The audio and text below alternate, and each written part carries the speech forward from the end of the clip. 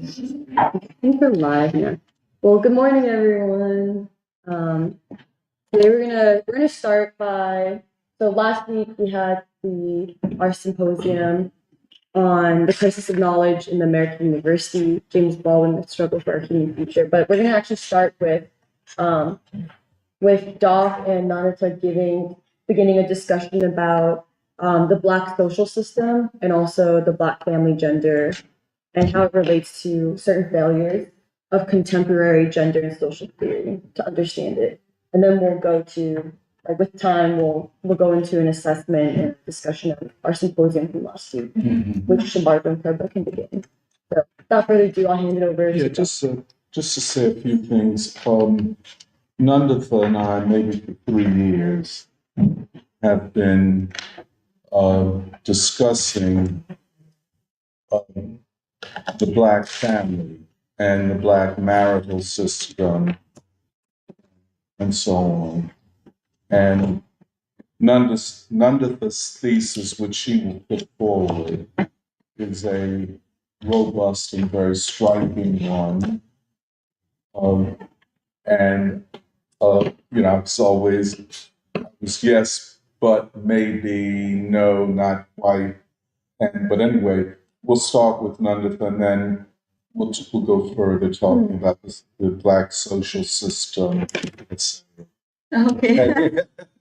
Well, I just wanted to put forward, a few points because over the last few days, I've been reading E. Franklin Fraser's work on on the Black family in America, and also Angela Davis's essay, which is Black Women in the Community of Slaves.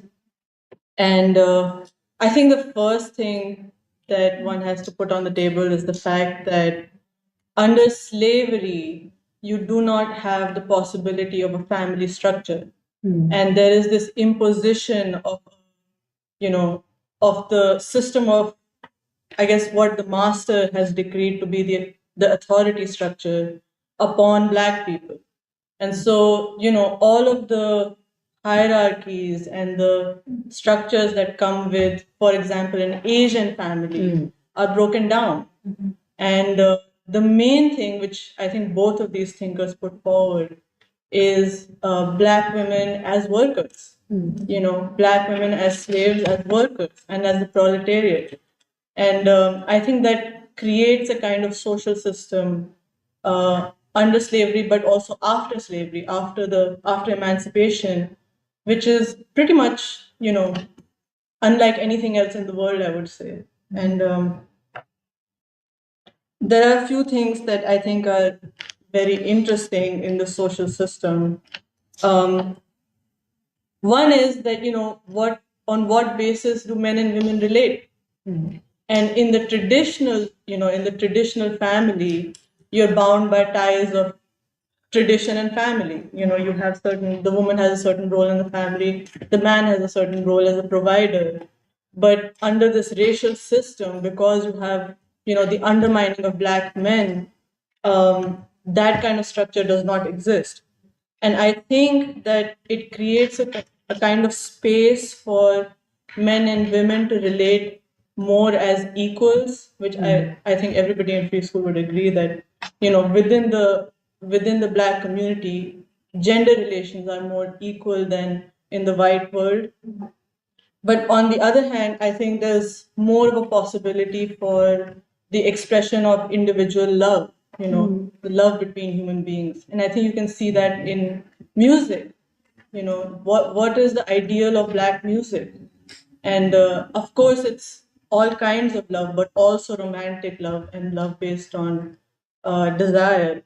But the other side of it is that Black women, I feel, take on a form in society and in politics that is almost futuristic, because they, first of all, engage in society as equals of men, but they're also liberated, as I said, from the norms of sexuality and marriage that old civilizations still contain. And then the other side of this is children. and the raising of children. So in the traditional household in Asia, or I think even in Africa, the relationship between the mother and child, but then that's all part of the unit of the family structure. But in the Black family or in the Black social structure, children are raised communally, more communally, at least than in what I would say the Asian. And so I think there are certain things that emerge from this. One is that um, no child is seen as illegitimate.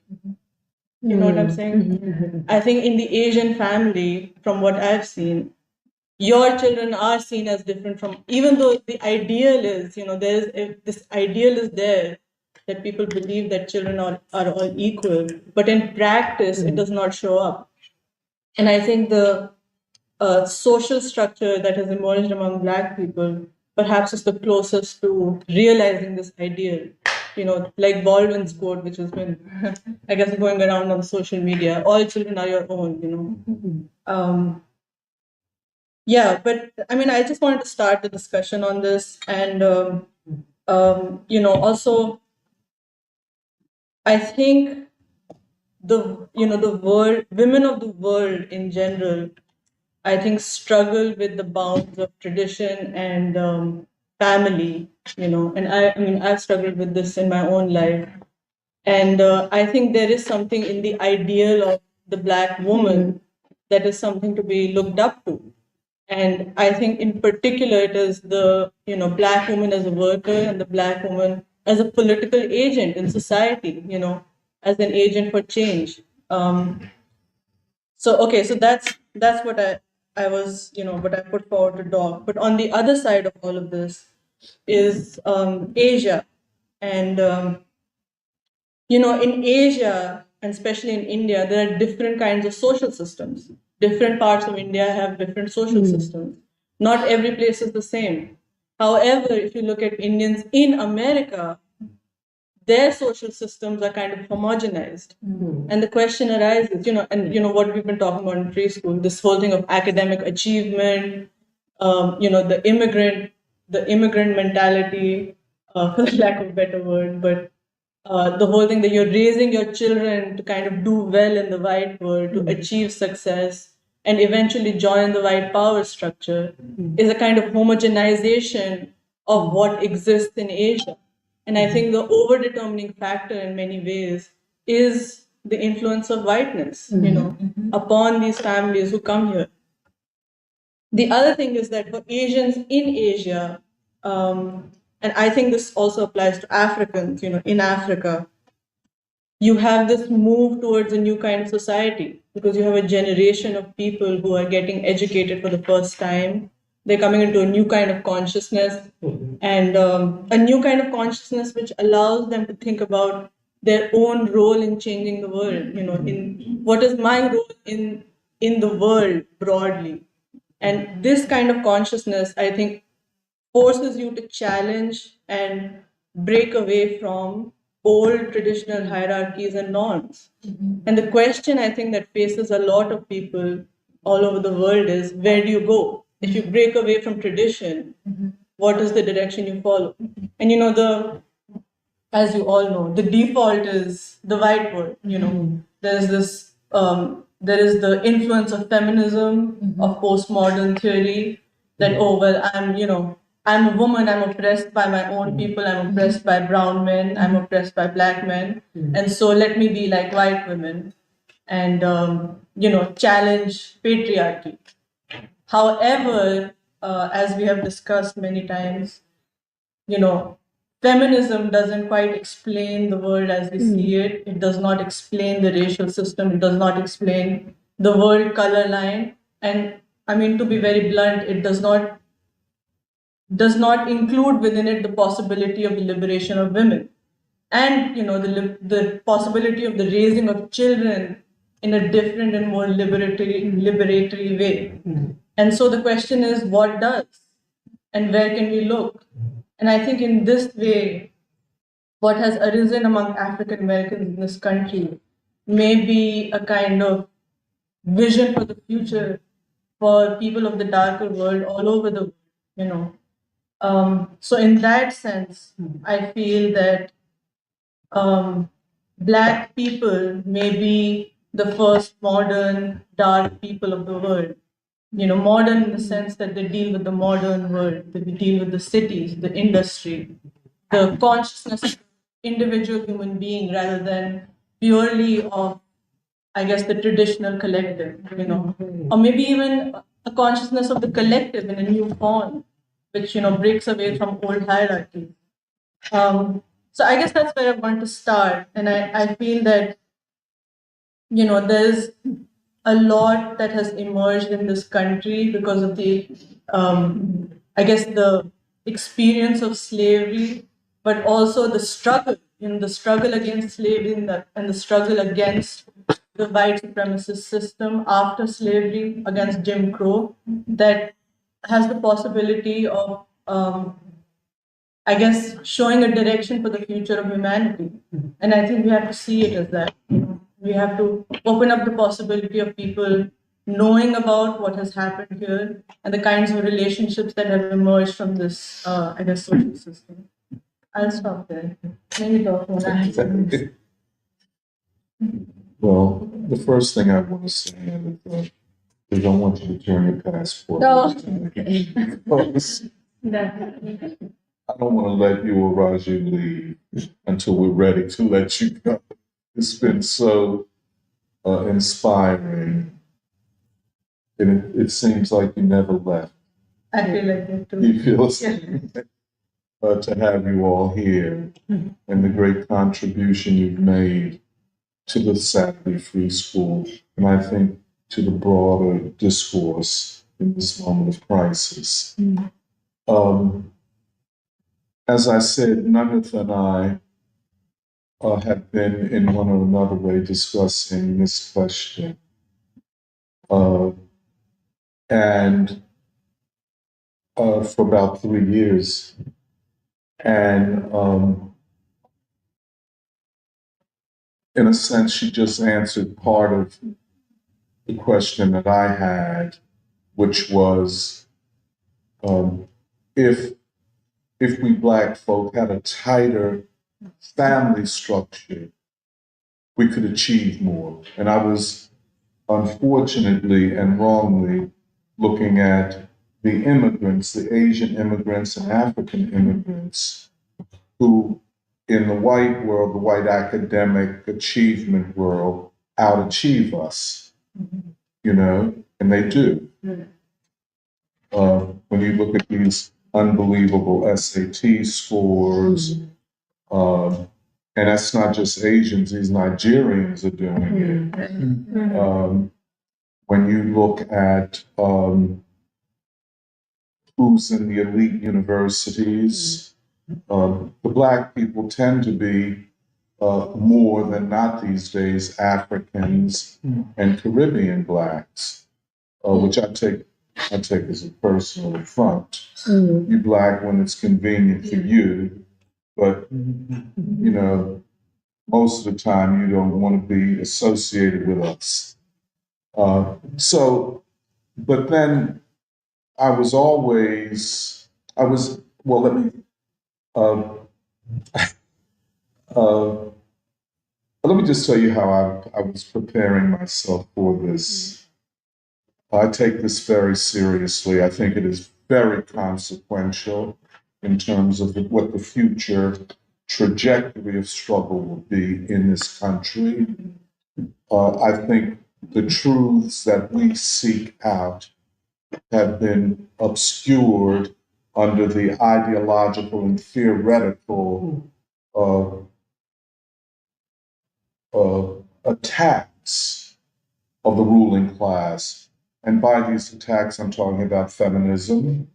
I want to talk about that vis-a-vis the Black woman, the Black family, the Black man, by modern American sociology, which studied the Black family and Black inequality, by Afrocentrism, which proceeds from the assumption that the African American is broken and must be recentered in his and her African past, that cultural nationalist move, and by an army of politicians uh, who have sought to deny the continuing existence of racial oppression and have made claims such as Nathan Glazer and Daniel Patrick Moynihan, who said that, well, if you look at a city like New York, you have Irish, you have Italians, you have Jews,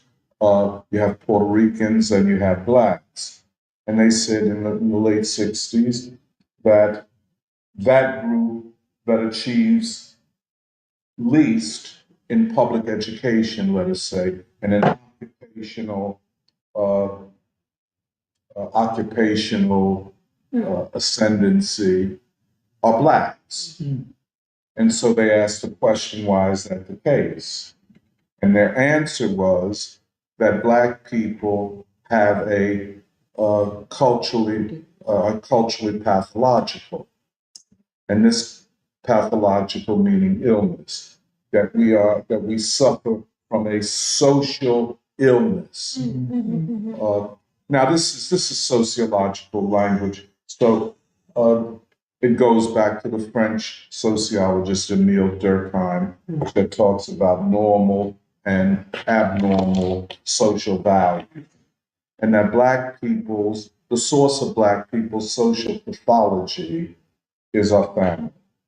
And what is the source of the weakness of the black family? It is the position of black women in the family. And they left it there. But that is where all the interesting questions of history and social history have to be answered.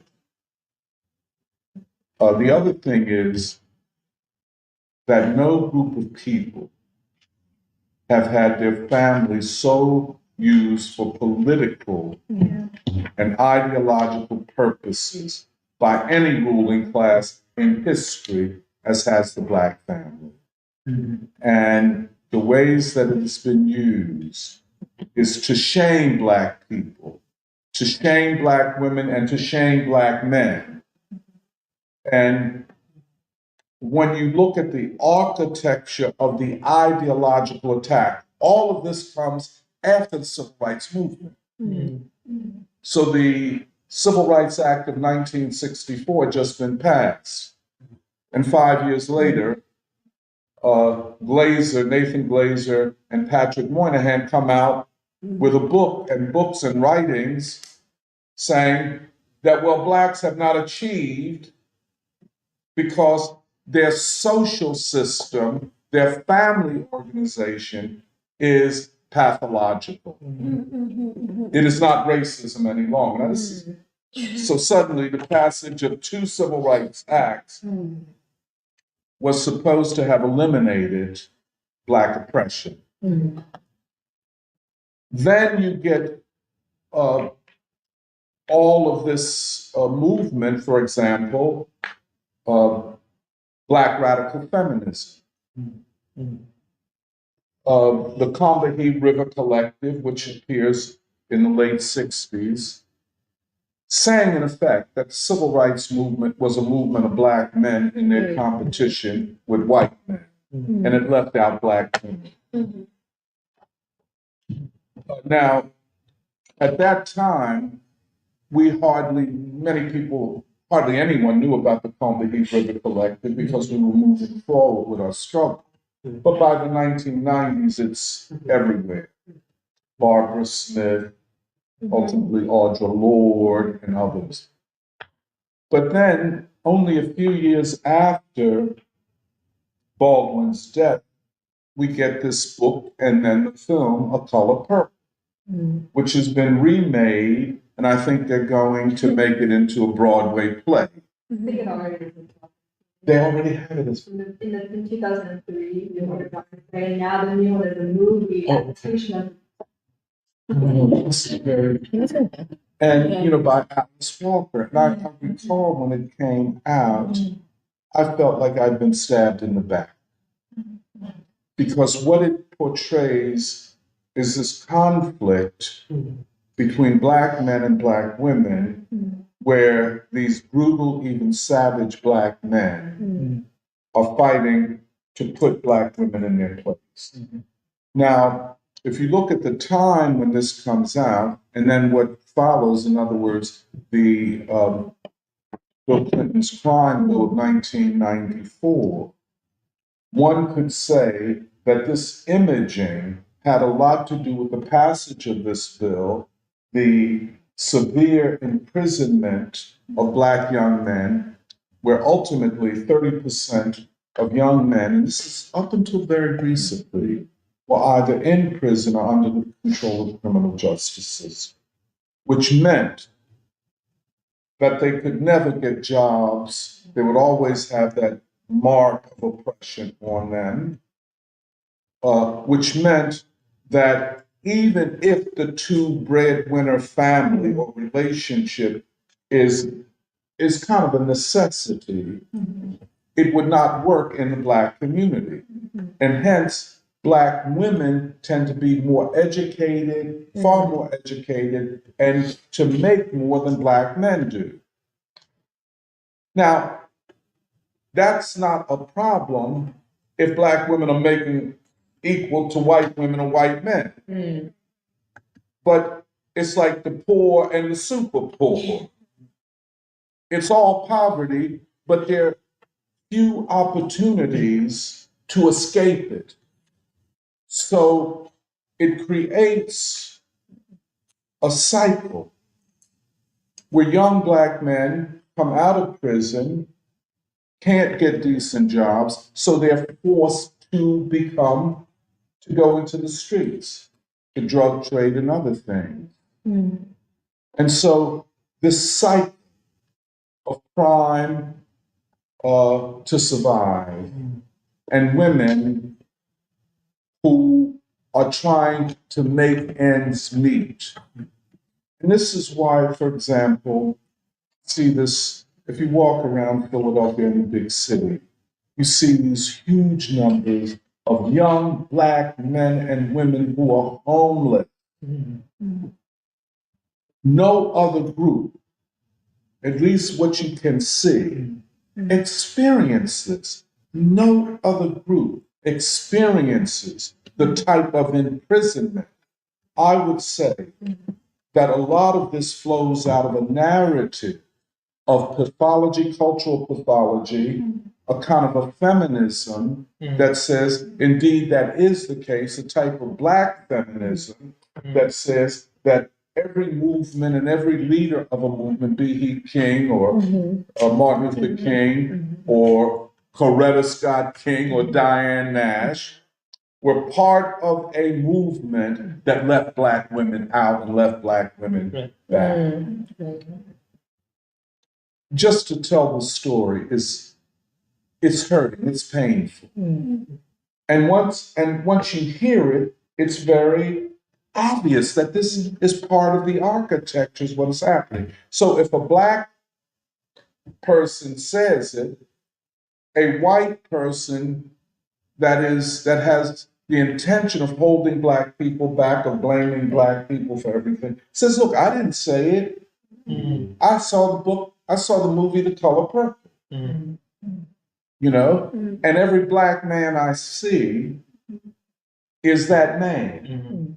We talked about this in our reading group at the Free Library. And we were reading the Baldwin essay, To Be Baptized. And I think there were two black men, myself and Lamar. And Lamar is a very articulate, soft-spoken, dark-skinned, tall black man. And that's the badge. The darker you are, the more harshly you're treated in the system. So,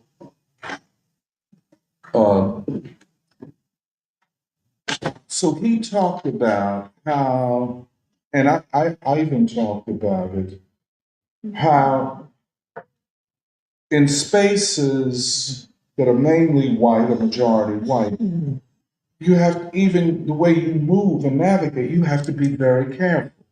And the darker you are, the more careful you have to be. Any encounter with a white woman is potentially dangerous for the Black man.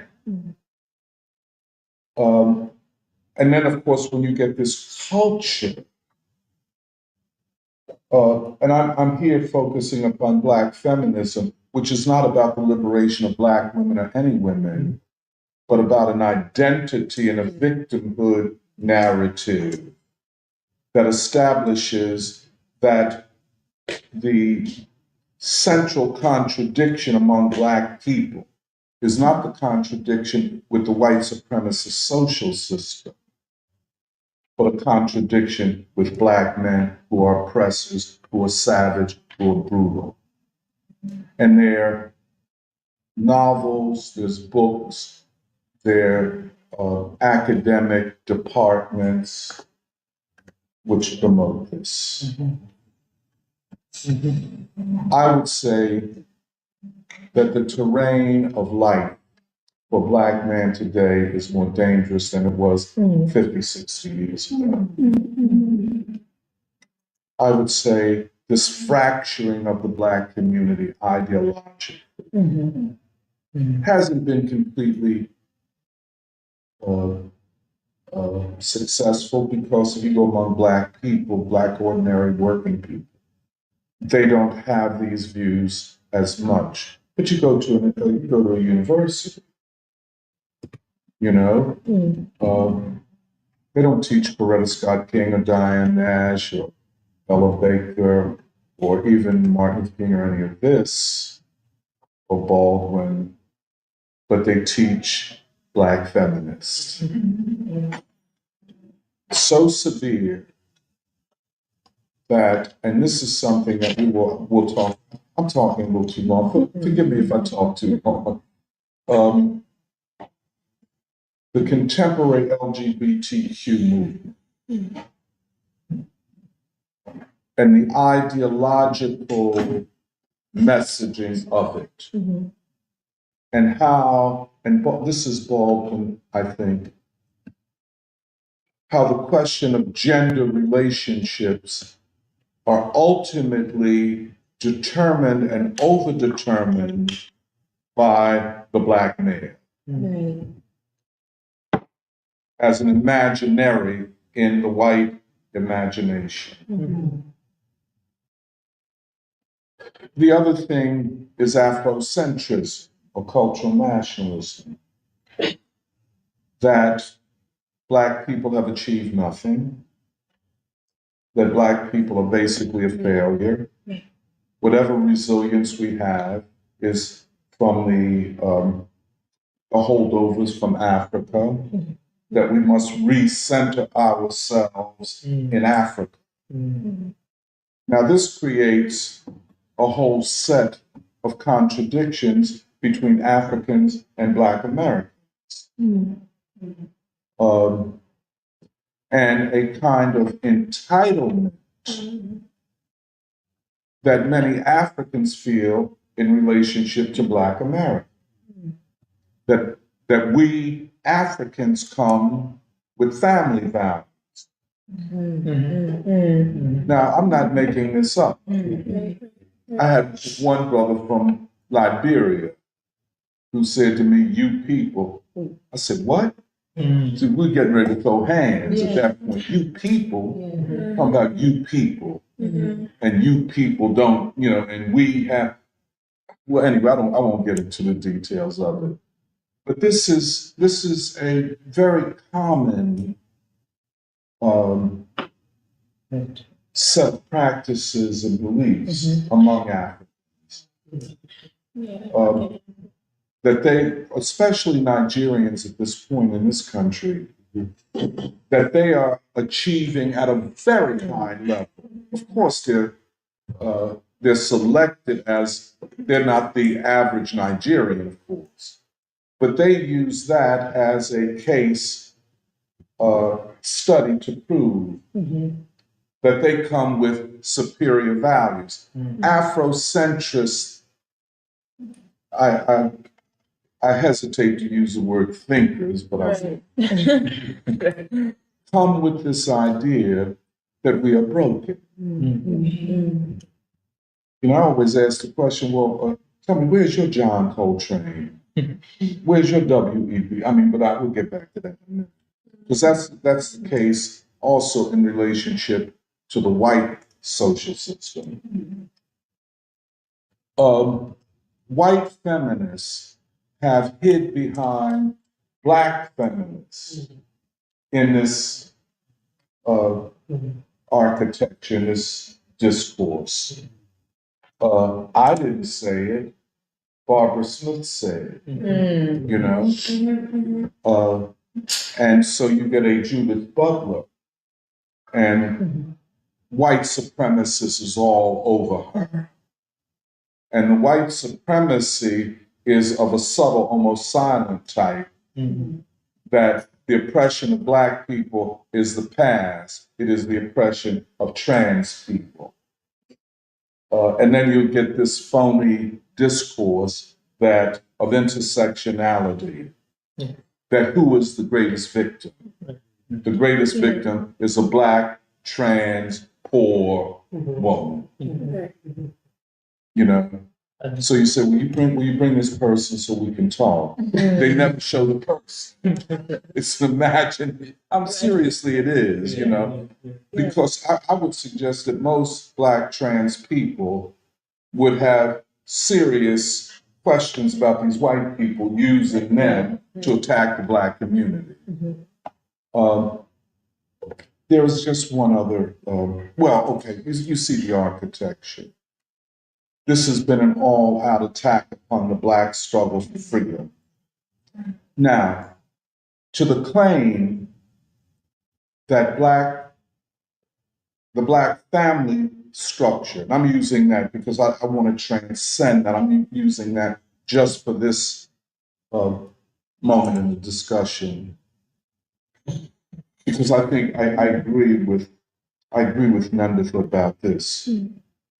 We have to, going forward, we have to look at more than the family. And this romanticization of the Asian immigrant or the African immigrant family as a reflection of Asian, African civilization and blah, all of that romanticization. And I think Nandita is absolutely right.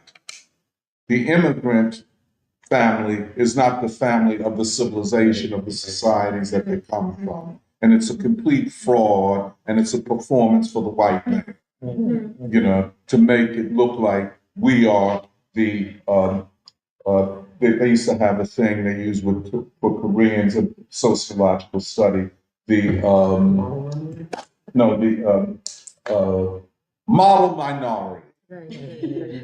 Yeah, the Koreans were the model minority, and I guess now the Chinese, but everybody is a model. And since we're all minorities and black people are the original minorities, we are the non-model minority. And everybody knew it was the case. It was a white supremacist move. And the Koreans accepted it. Oh, I'm model, and then they look down on blacks. So everybody's looking down on black people. And Nandita is absolutely right. It is an ideological move where you have to accept the ideological position of the white ruling elite, which is white supremacy and anti-black racism. But that is not just for immigrant minorities. Like I'm trying to point out, that's deeply rooted in modern day feminism, which is based upon a discourse based upon victimization. And thus, the black man is the victimizer. And so I'm going to hide behind trans women or lesbian women, black women, to attack the black man. But the truth of the matter is you're really attacking the black struggle for freedom. Right. It's not even that thinly veiled. You know, and so you normalize that as it has been normalized. And so you erase from any discussion of the future of the struggle, the class struggle. If you want to use that, I'm going to come back to that because that is another angle that has been used. I forgot to throw into the mix Trotskyites and anarchists, and they're we're waging the class struggle, and you black people, need to get in line with the class struggle. Go to any union where they got all these college-educated social democrats on the staff.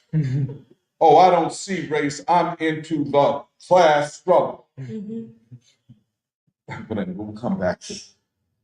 I mean, it is insulting. It is very insulting. Okay. Now, the great sociological work on American society, the greatest sociological work, has pretty much been done by Black sociologists. I know it seems like, I'm just tooting the horn of Black people, but I'm not. White sociology, white social science has more than not upheld the white supremacist social system, either through open assertion or through silence and indifference.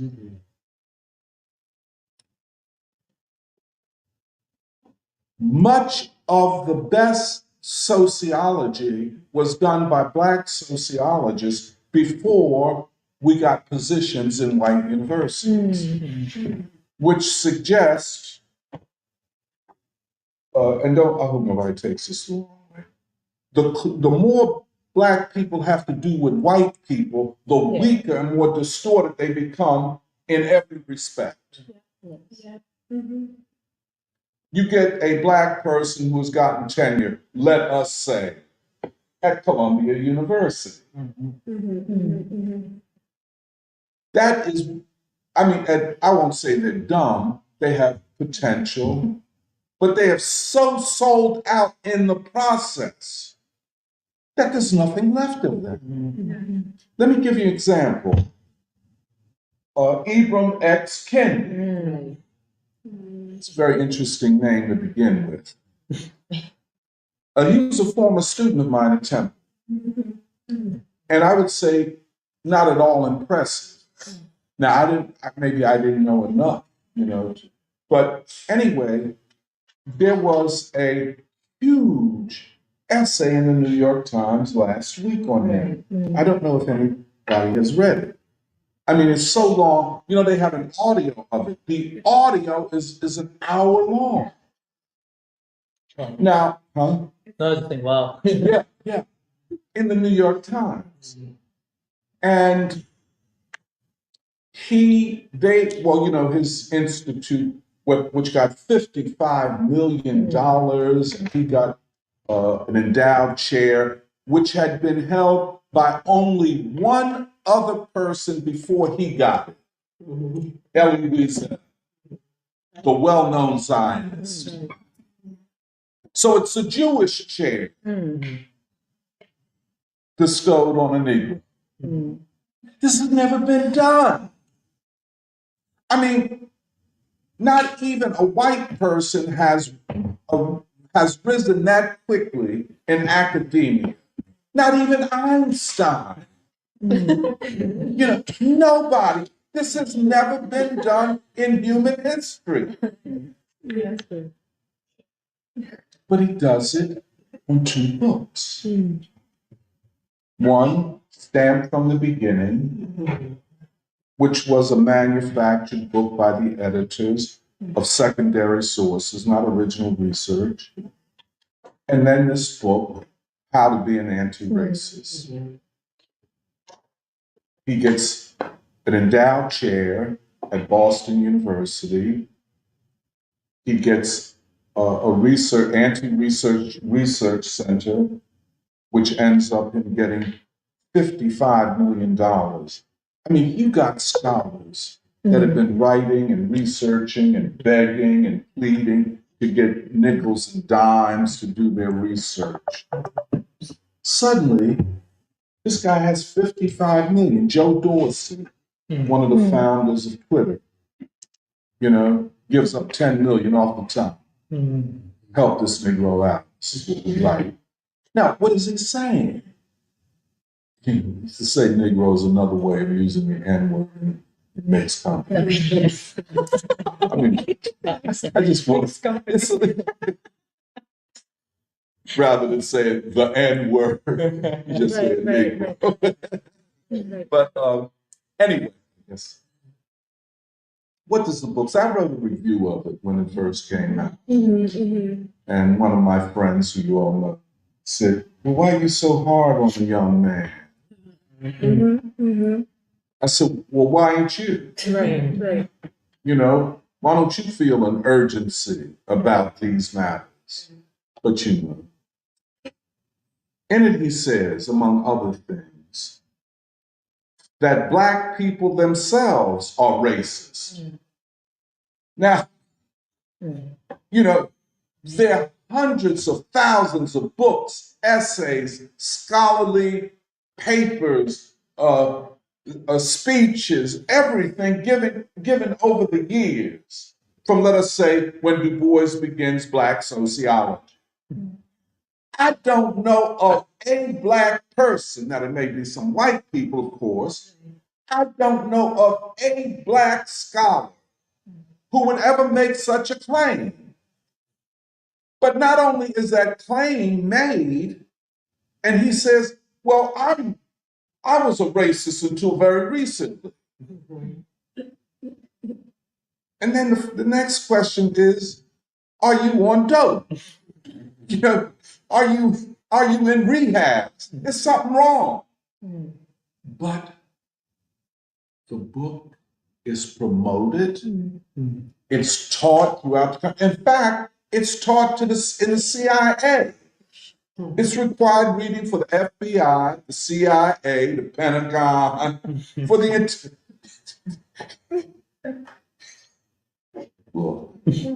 So then, about a year ago, some problems arose. Where all the money going? Right. So everything had to be shut down. Then they said, well, you got $55 million and you ain't produced in your research center one scholarly paper on anything having to do with racial inequality. But you live in large. You know what I'm saying?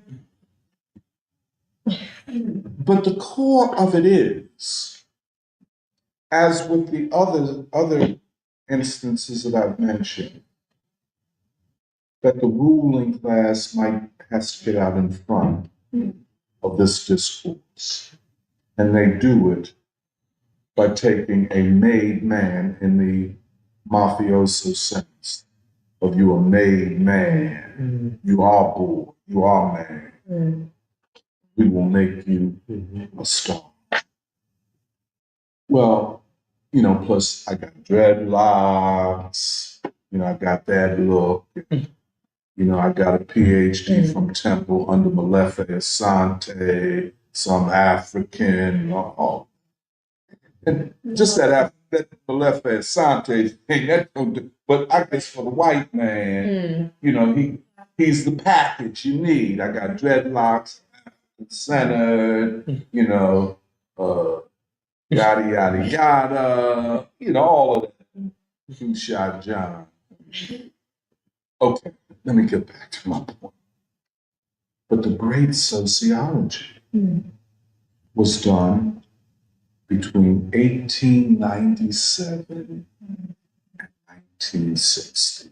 The greatest Black sociology. And it was done by Black people. One of the great books, foundational, is the 1939 book by E. Franklin Frazier entitled The Negro Family in U.S. History.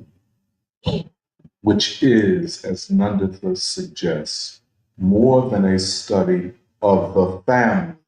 We'll explain that. It is a study of the social system. In sociology and in social work schools, there is an area known as the family.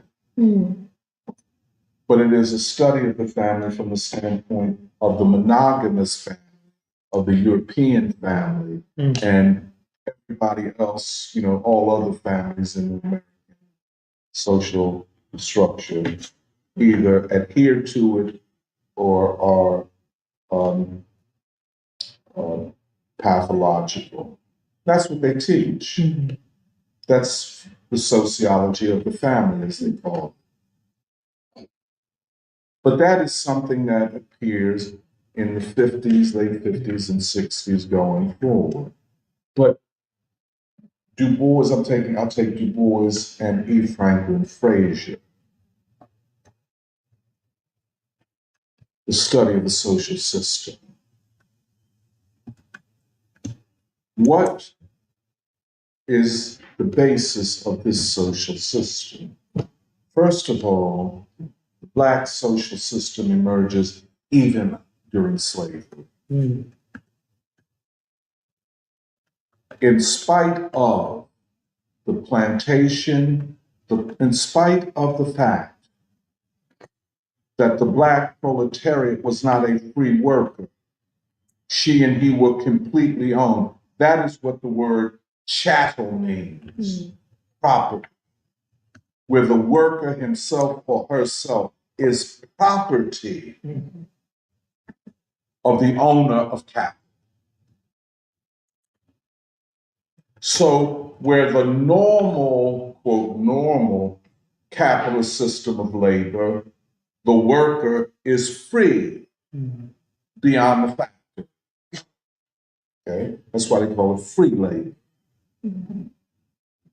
It's not accurate, but free relative to other forms of labor. The Black proletariat was not free, has never been free, but was chattel property.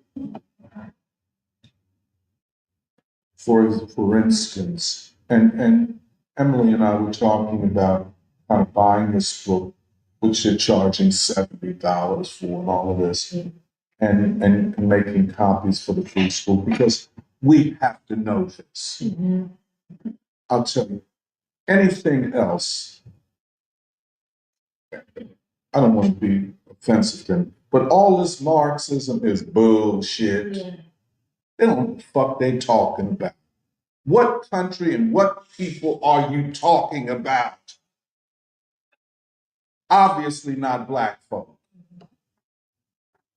Part of the whole architecture of default to whiteness.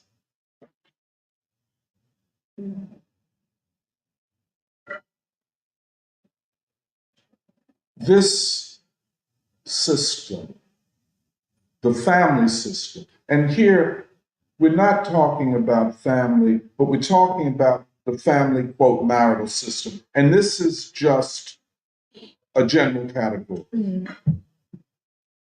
essence, what it is, even in any form, is how to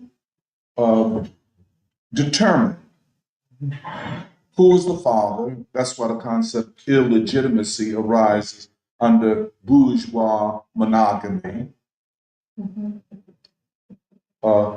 Illegitimate meaning you are not recognized by your father as his child. Okay.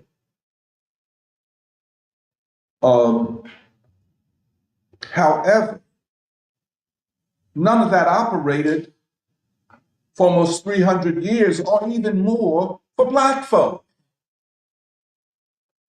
Every child was illegitimate because it was against the law to have a family. There was no marriage under the law. We could marry, but it was not, quote, legal. It was illegal. On the other side, rape was legal. You walk around, you say, well, how can that person be Black? She's very light. Or you got Black people who are as light as Italians, but they're Black. But what makes them Black was what they call the one drop rule. We'll come back to that in a minute. Rape was legal. Breeding was legal. So what you had was what is not all that unusual in times of war and times of distress, is a matriarchal system and a social system that emerges around the centrality of the mother and what E. Franklin Frazier calls the granny. You go around Black communities, working class communities today, people talk about my mother and my granny. The highest authority remains the grandmother. You say, well, what about your father? So, well, yeah, my father, this, that, and the other.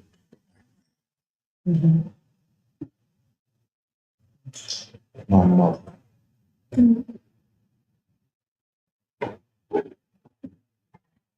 You know, I think a lot of times what y'all see in me is more, I often say, you know, when I mention, you see my mother even more than my father. You see some of my, but I think you see my mother. That's not, Black men will say that all the time. But that goes back to the historic matriarchy and the social system developed around it. In other words, if you take enslavement, the legal enslavement for 250 years, 55 years, the matriarchy is the longest marital family form to exist among us. Even if you want to talk about a monogamy or polygamy, the oldest form is the matriarchy. It is the cultural foundation of the social system that all Black people in one or another way are bred in, developed in, socialized in, etc. In other words, when you hear Black person say, I'm Black, you hear it all the time. Or if they don't say it, they act. You know, when Black people group together, all of that, that is their acknowledgement of a Black social system, not just a Black nation or Black ethnicity, but a common social system grounded in a set of foundational values, historically emerging from the matriarch. So when Glazer and Moynihan in the early 1960s say that the Black family is pathological because of the centrality of the mother and the woman, to end it there, call it pathological is bullshit. How did it emerge historically and why? Okay? Now, Frazier says that after slavery and after Reconstruction, there were attempts to normalize a monogamous set of relationships. I would argue it was never successful. And in history, and this I agree with Nunitha completely here, women are freer in polyandrous family genealogical relationships than in any other form. Bourgeois monogamy has done more to limit women than previous forms of family organization. And that's why I agree with you completely. The immigrant family, be it Asian or African or even Caribbean in this country, first of all, the narrative around it is flawed and untrue, and they know. But one thing for certain, it psychologically and culturally limits women. Women are more free, be it in India or China, than they are in the United States. Okay. But that is the foundational marital system. Polyandry. Here we're talking, see, the idea of I marry you because I love you. That's new in human history. You know, the dude that really kicks that out and makes it pop is Shakespeare. You know what I'm saying? It is the bourgeois concept of love. And I don't get married unless I love you. And because I love you, I love the children. You know, the whole romanticization. Marriage and families are functional ways to produce and raise children. Polyandry. You trace the genealogy of children through their mother. In other words, like you take the novel Beloved. What's her name, the main character? You know, the grandmother figure. She has children by 7 different men. The white overseer, and she was bred by 6 other black men. Okay. How did the children know that they were brother and sister? You trace the genealogy through the mother. I could take you to a black church, black community that goes on right now. And it ain't no shame in the game. You know what I'm saying? This is my sister. We have a different father, but this is our mother. And ain't nobody putting nobody down and you ain't shit and I don't want to. You know what I'm talking about, rude? It is a more liberated environment. But the white world, or as they call it, the white gaze, tries to shame black people for a liberated system. Now, I'm going to get this is what I want to get to. If our social system, our family and marital systems don't produce individuals who can, quote,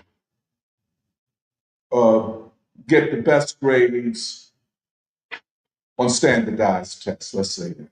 Right. And we don't. Matter of fact, I don't think most black people even pay much attention to standardized tests. That's not our mindset. So what has the black social system produced? First of all, I would say it's one of the most magnificent and beautiful creations of the modern epoch.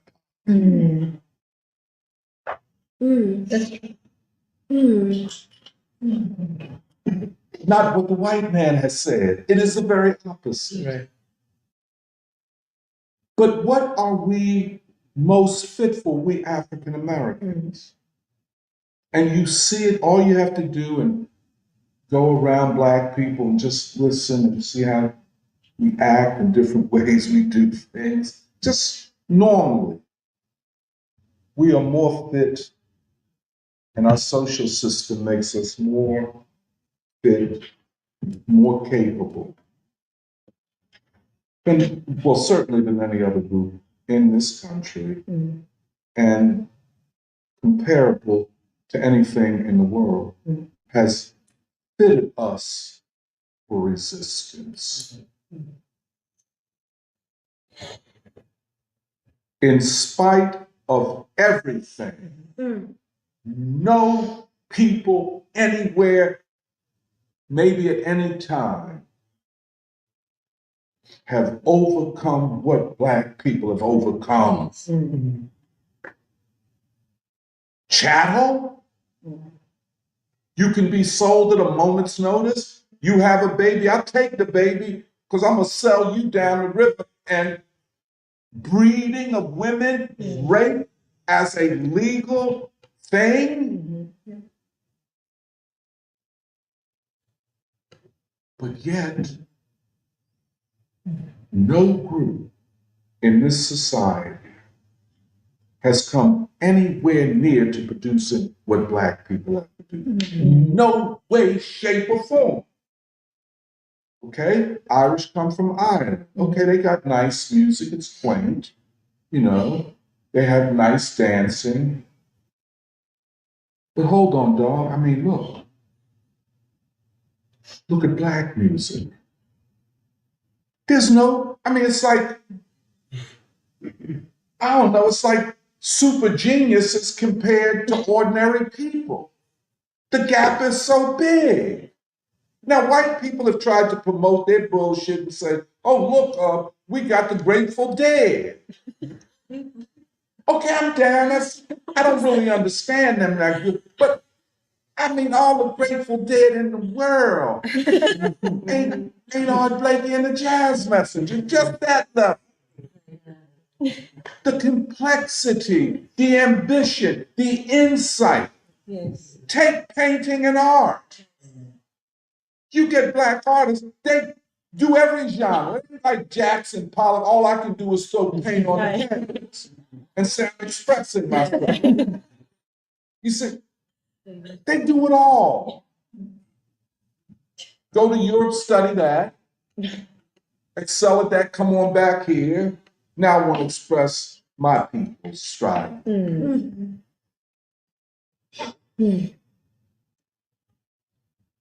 Well, I won't even go to rhythm and blues.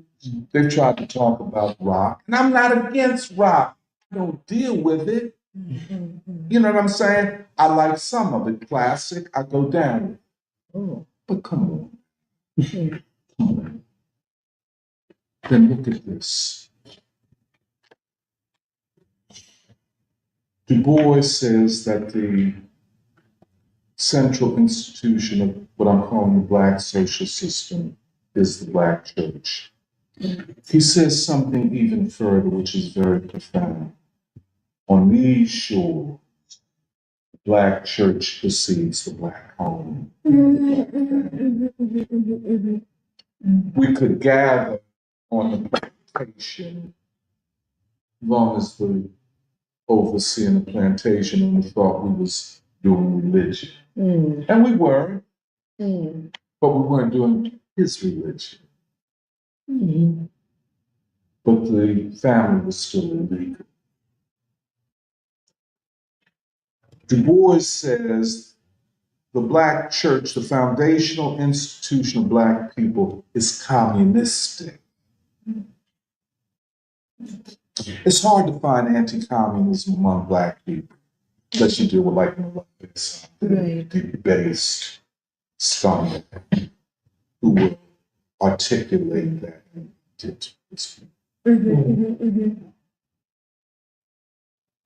Or other Afrocentrists that talk that.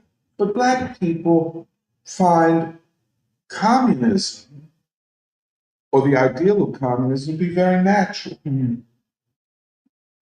matriarchy, women and men as equal, in fact, women as the dominant figure, you know, in the culture, in the narrative. They said, well, the preacher is a male. Then everybody said, that's the preacher. That ain't the whole story.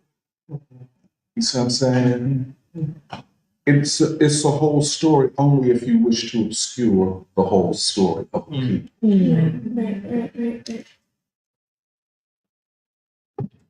A people more fit for struggle and resistance and freedom.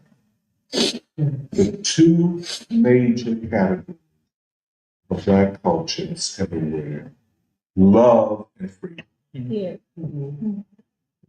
That ain't nowhere else. Ain't nobody else articulating that combination. Freedom and love. And they go together. You know, then of course, the treatment of children. Du Bois, the immortal child, King, the children of Vietnam are my children. Ain't nobody else saying that. Other people were anti-Vietnam War, but they ain't articulated it like Black folk do. And it's not something that you could just say, well, just, oh, he said that. No, no, no. It's a pattern throughout our history. The religion itself, freedom. But we're talking about freedom. Then you get Black people, like they said, the window, the mechanism through which this country becomes a part of the world is through Black people. Well, you want to see how it works? In Philadelphia, 40% of Black people say, when asked, they're Muslims. Right? But then that ain't the end of it. They're Hindus. Look at John and Alice Coltrane. King, the Black civil rights leader. Go to his office, picture of Gandhi. Howard and Stu Bailey Thurman in 1935 made their way to colonize India to meet Gandhi. What they said, we don't know. They didn't record and didn't take a transcript. But one thing we know that Gandhi said, it is through your people my message will reach the world. I told Porter, he anticipated y'all. Did he see that? What did they say to each other? Well, if that's not enough, the United States government, we're at war with communist China. You can't go there. But who shows up? W.E.B. Du Bois. I'm taking pictures with everybody. Mao Zedong, Joe and Lai. I'm down, I'm on in Tiananmen Square, everything. I want the American government to know I'm down with these people. Do you understand what? I mean, if it were just one or two, the pattern. So what is the social system now? If you don't know this, I say to every Marxist, if you ain't read Souls of Black People, shut the fuck up. Just shut up. Stop talking. Because you don't know what the fuck you're talking about. You don't know this country. So don't come here with, oh, we're waging a class struggle and Adorno and all. It really insults the intelligence of Black people. You can see everything but Du Bois. Now, some cats come out, I know Midwest Monk. W.E.B. Du Bois is the father of American Marxism. Hey, look, baby, don't play me. That kind of patronizing bullshit. I don't need that. Du Bois is the father of American radical revolutionary thought. Let's do it like that. Marx is the father of Marxism. Okay, good. But why does Du Bois have to be a derivative of something else? Because you cannot read. But then, even though you know the name of Du Bois, you don't know the whole cohort of other thinkers like E. Franklin Frazier. You do not understand. And this is the one. You don't understand Black people. Therefore, you don't know a damn thing. And Robeson is right. The white man could produce the key, but it did not have the capacity to use it to open the door. I'll end here. We're talking about the most consequential issues of this time for this country, maybe for the world. I completely agree with Nandita and Raju, who have looked at this country from within and from without. And they say that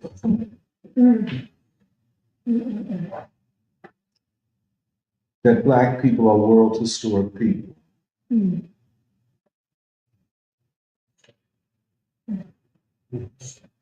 I know Gannon asked me, how does economic nationalism and love and justice, how do they come, or can they come together? And I wrote him back through the texting. And I said, well, I think the question is the MAGA movement and the Black movement. Right, right. And I said, at best, the MAGA movement are the little siblings of the Black movement. I was trying to be gentle about it. They're nowhere near the Black movement. And they will not ever be able to fulfill what they say they're about unless they understand what we're talking about. Yeah. Can't do it. They can be a great protest against the existing elite, and that's all good.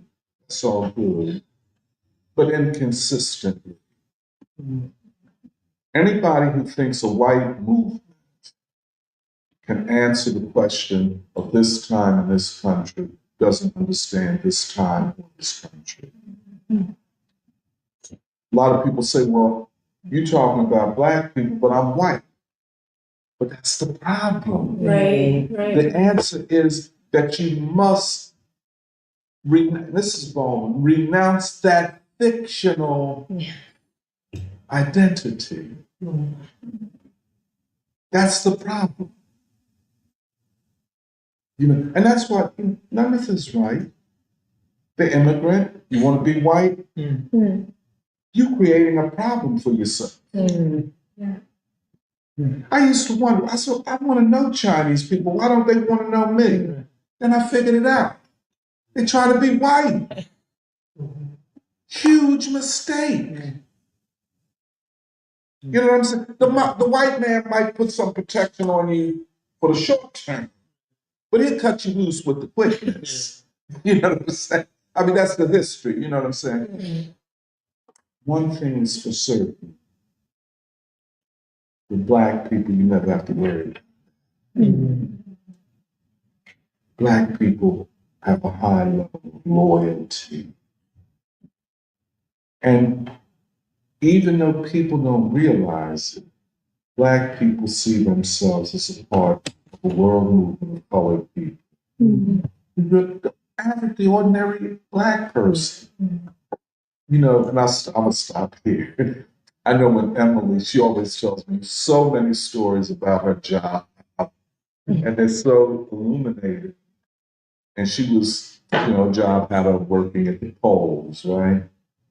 So she brought her, iPhone and a little speaker. So she was playing, her R&B, Delphonics, Shalimar,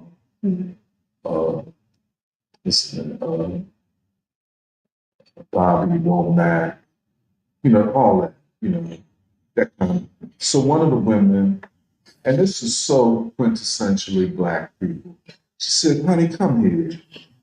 That's what Black people talk. Baby, come here. See, that's when them people say, oh, you call me baby. What's up, man? Black men talk to the Black men, baby.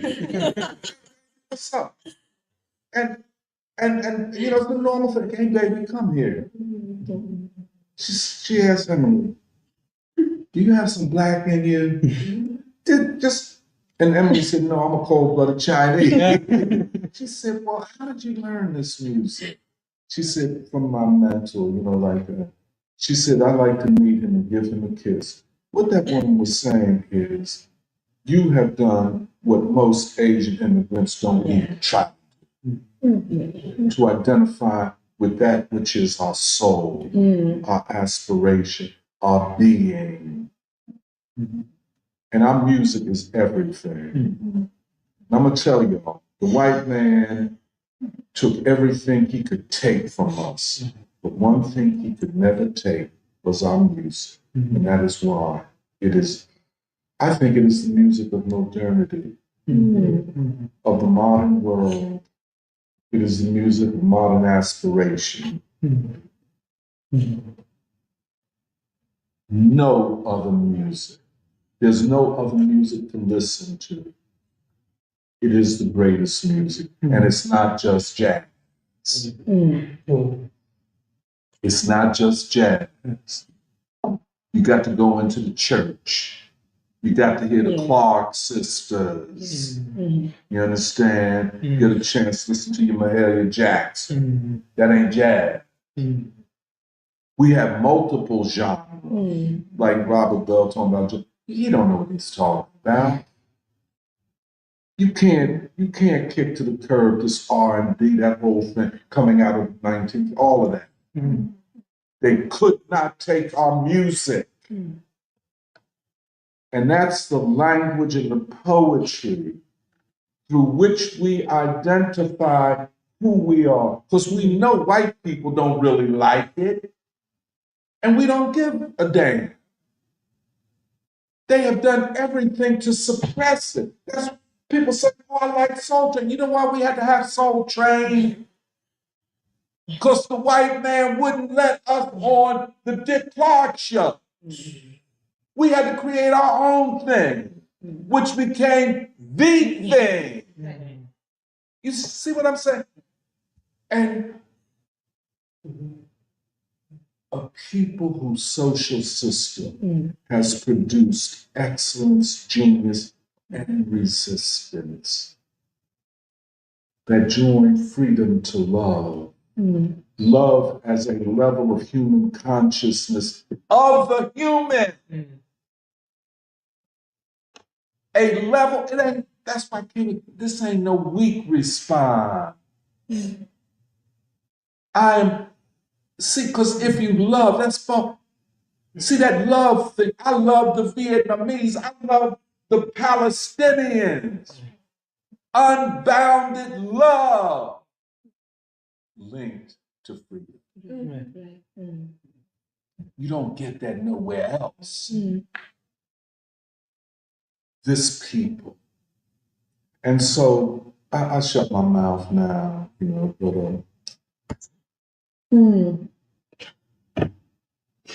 the attack upon it, even up to today, just it sometimes tears me apart.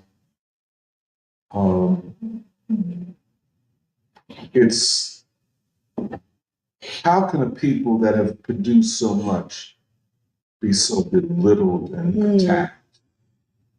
White America, you haven't produced nothing. It's a zero. Well, okay, I guess you could say they've done something quantum mechanics. They produced atomic bombs. That's what you have produced, Anthony Blinken. What produced Anthony Blinken? Right. Yeah. What social system produced him? What, and this is Baldwin, what is his psychosexual underpinnings? And why, and this is Baldwin. See, when Baldwin talks about the white politician grabbing his ball, I can't even imagine that now. You're gonna walk up to somebody and grab their private parts. A man gonna grab. You don't know me from Buster. That's a hell of a move. Audacious. But it is metaphoric and symbolic. The social system that produced Anthony Blinken and the rest of them scumbags is a social system rooted in the hatred of Black people. Once you hate Black people, you can export that around the world and go so far as to threaten humanity with nuclear annihilation because you have no love in you. You hate. And thus the white supremacist social system confronting the black social system. And that's the dialectic right there. Everything else is bullshit. All that other trying to fit it in and we trying to class structure. No, baby. This is it. This is, and thus each person must decide what side am I on. You understand? Don't come to me talking about it's in the interest of labor to vote for Joe Biden. Right. Don't insult my fucking intelligence like that. If you want me to vote for me, we tell me something else. But don't tell me it's in my class interest. You know what I'm saying? Unless you say genocide is in the class interest of people and white people in this country. Yeah, I mean, everybody, you can fill in the doubt. I'm sorry. No, can I just add something to what you're Please saying? do. I'm sorry to talk. No. Well, one thing about what you were saying about family values and, the immigrant family, because, the thing is that the individual family unit is always based upon the authority, mostly of the father, and sometimes the mother. But in this country, your parents don't have authority. Yeah. The ultimate authority rests with the white one, rests with the white man. Yeah. So the question is, what is the family structure of the immigrant family? And what is it built for? I've seen this in, immigrants' family again and again. I mean, you go to Indians in India, the minute they come here, the men become, they become smaller, they become weaker, they're not able to assert themselves on the street, I mean, there's a certain transformation that those families undergo when they come here. And I think that has to be, investigated for the next generation of young, Indians and Chinese and others in this country. But the other thing is that I think in the old world, there is in society a sense of shame and guilt. And I think it comes, partly because the social system in these countries has been contorted, by the experience of colonialism. And so this new, kind of oppressive morality that comes about, and especially, I think is oppressive to women. I mean, this whole thing of what your sexual relations are going to be, what your relationship is with men, what your relationship is with the broader family, your children. And I mean, it really holds people back. It holds them, it belittles them. And I think that's what, what Doc you're saying is this new kind of morality that emerges in the United States, through the experience of slavery. No experience is beyond the experience of human beings, and nothing is to be judged and shamed and guilted. Yeah. But to be understood and loved. Yeah. Yeah. That's, I just wanted to say that. Yeah. Well, that's what it always struck me, that one line, I think it was played at the science conference, where Baldwin actually talks a lot about this. And I think the language of Black social system underline is really significant because, like, to a certain extent, I think I always, like, social system it's not about inter-family relations. It's about, like, the categories that Nanita used was, what's the relationship between the individual and the collective? And, like, how are you defining the collective? But it always struck me that Baldwin says in that video that he's like, he always says, why would I give up my gods for the white gods? Or why would I grew up in Harlem and it was always seen as backwards, dirty, whatever. He was like, but in Harlem, when a teenage girl has a child, we don't throw the child or the girl out. Yeah. We raise the child and we protect the girl. And actually, like, one of the most powerful, like, one of the most powerful parts of one of Baldwin's novels that I always remember is actually Go Tell It on the Mountain, where I actually think Baldwin in some ways is making sense of the Black social system, but also where he, like, him making sense of it, but also like him making a revolutionary choice that his Black social system gives him to make a certain, allows him to make a certain moral choice. But he talks about the main character, John, the main character, John's father, Gabriel, is born in the South. His mother's a slave.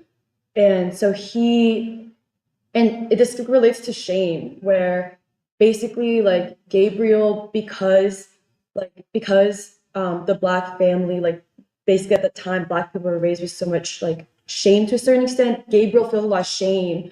And he goes into the church to be this preacher, but then what happens to Gabriel is that he ends up having an affair with a woman named Esther. And he feels a lot of shame around it because he's trying to be a preacher. But the whole point of the story is that, like, Esther tells Gabriel, like, I may not go to church. I may not go to church every week like you, but I know what's moral or not, and this is still your son. And basically, Gabriel's issue is that he's making sense of it's his interaction with white society's expectations put upon him that make him feel like he should treat his son like a bastard when the whole social system, including Gabriel's real wife, Deborah, she said at the end of the novel, it turns out that she always knew that his bastard son was actually Gabriel's son. And she said, like, why didn't you just tell me? Because I would have raised that son like my own.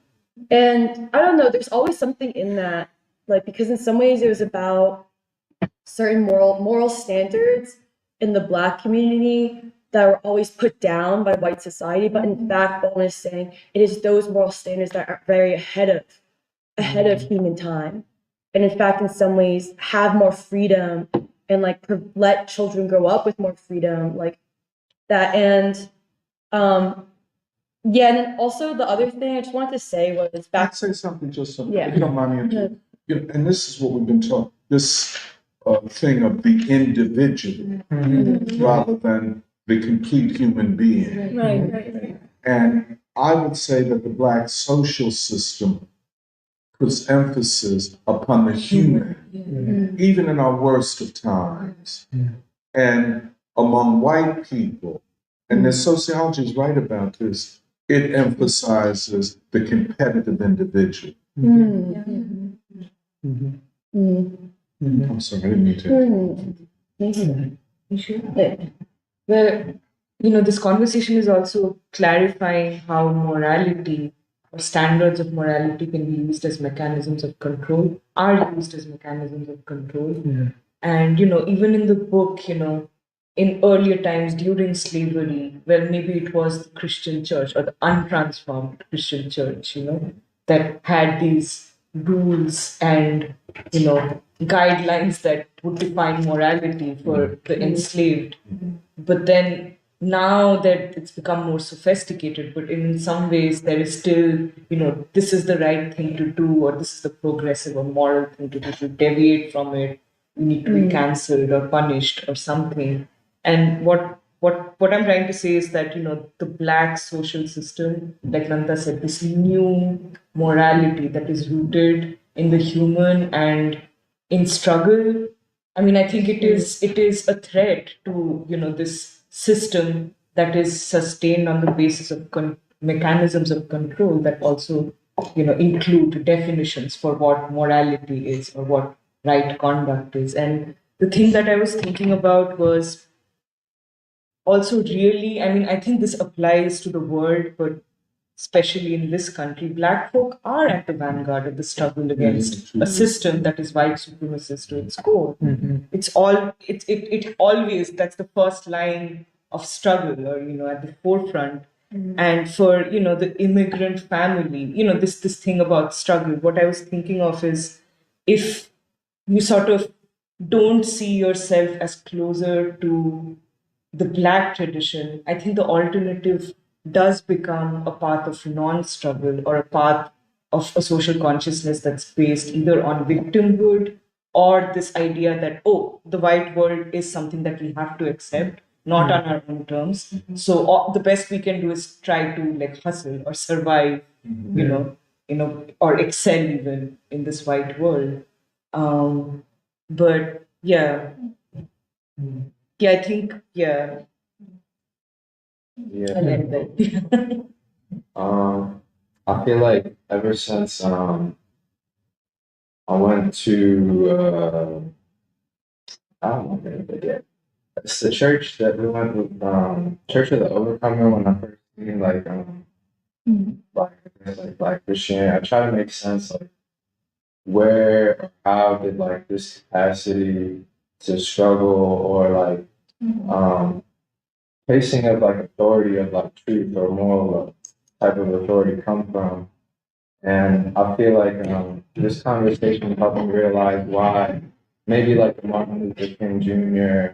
or like a Howard Thurman or any of the many reverends like people could emerge. And I feel like just this thing about while the family wasn't an institution, the church was, and if the church was, that means, and also it has to do with authority. If the church was, then that's the authority of God or what's right and wrong, and not the authority of like the master or anything else like that. And just just off of that, I feel like it helps explain a lot, maybe even how we, a people can have those values like in their core. And I guess I wonder. That's right.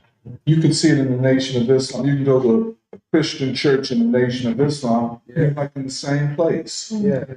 Yeah, I'm sorry. It's good. And it's like how you get that quality where like, yeah, I can stand up even if I'm by myself. And yeah, I just think that's like a really admirable quality. And I feel like I do wonder, how do you get there? How do you learn it? I think, yeah. I just wanted to add about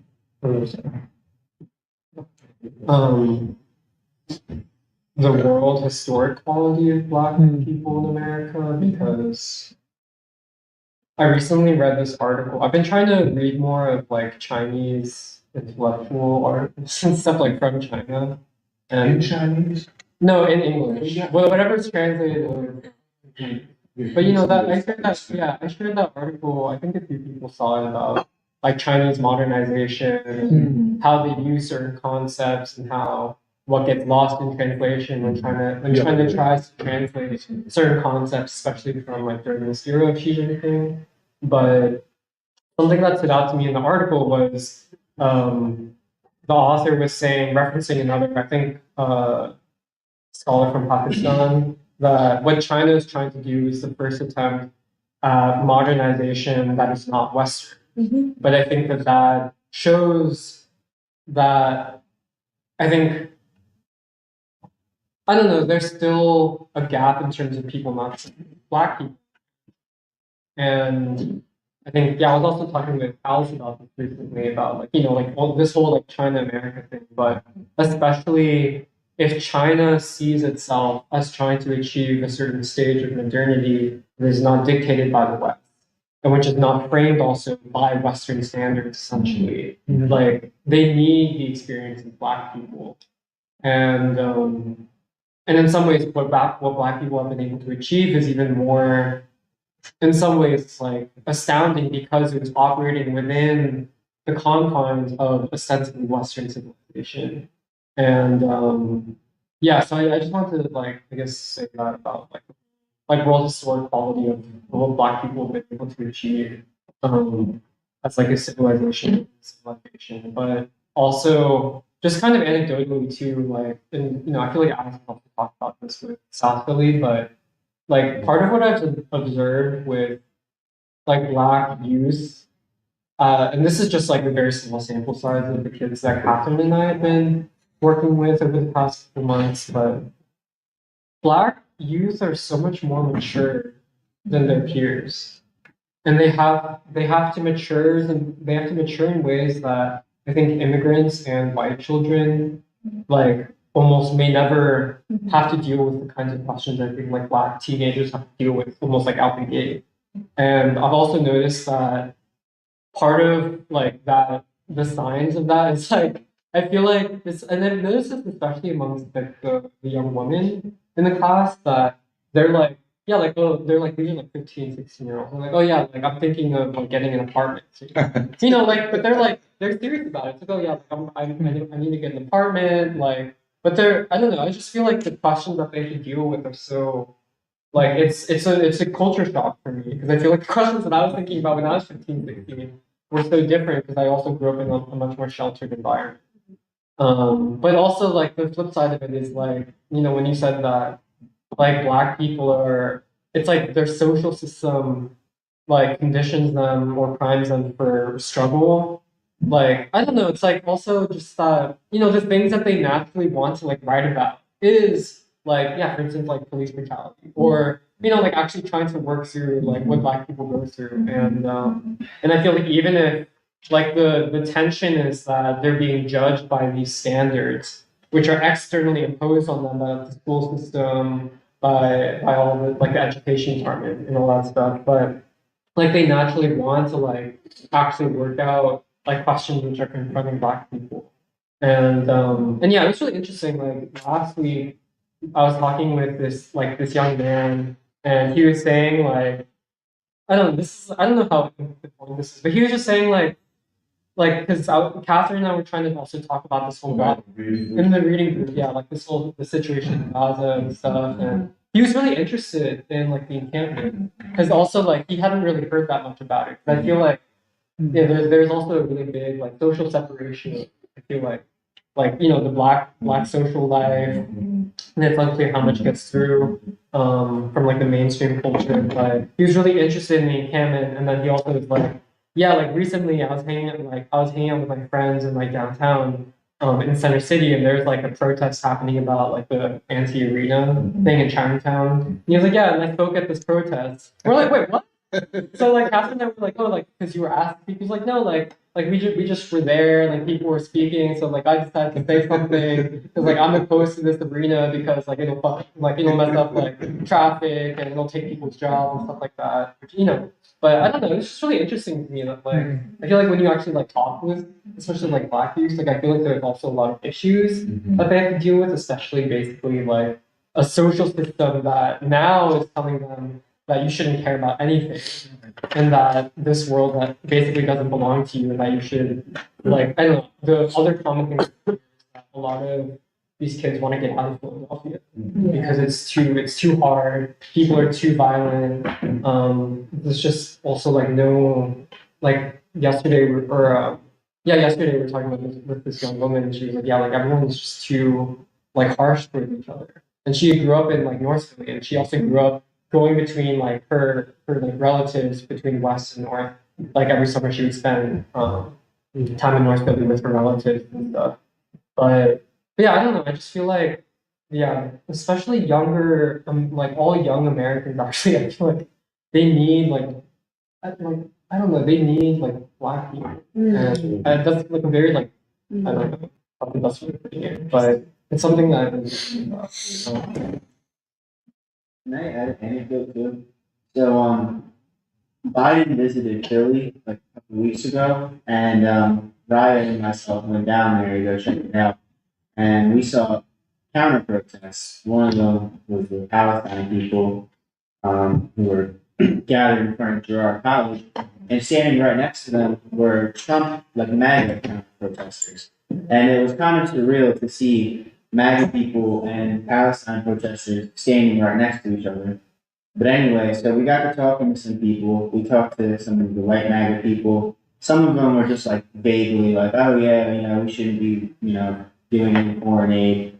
But when we talked to the black MAGA supporters, it was fascinating because they were further to the left on this issue than Biden supporters were. And I actually witnessed this one dialogue where this guy we were talking to, he was a black MAGA supporter. He was debating with a woman, also a black woman who just came from the Biden event, and he was basically saying to her, he's like, "Aren't you concerned with the genocide? Like, aren't you?" And he is wearing a MAGA hat. She's a Biden voter, and he's telling her, he's like, "Aren't you concerned about the 40,000 dead children?" And yeah, that we recorded a little bit of the dialogue, and it was very fascinating to see him actually outflank her from the left. But it also kind of made me realize too, it's like the black MAGA. It seems like their consciousness is like so more advanced than all of the other people we spoke to, just intuitively. And I thought that was really interesting. Well, I feel like it's the reason why I think the identifying it as a Black social structure, a Black social system, which has something to teach about like capacity, but also the framework. It changes like an individual person's framework and thus gives them a capacity to not just struggle for themselves, but basically struggle for the future. Can I say something? I don't mean to be impolite.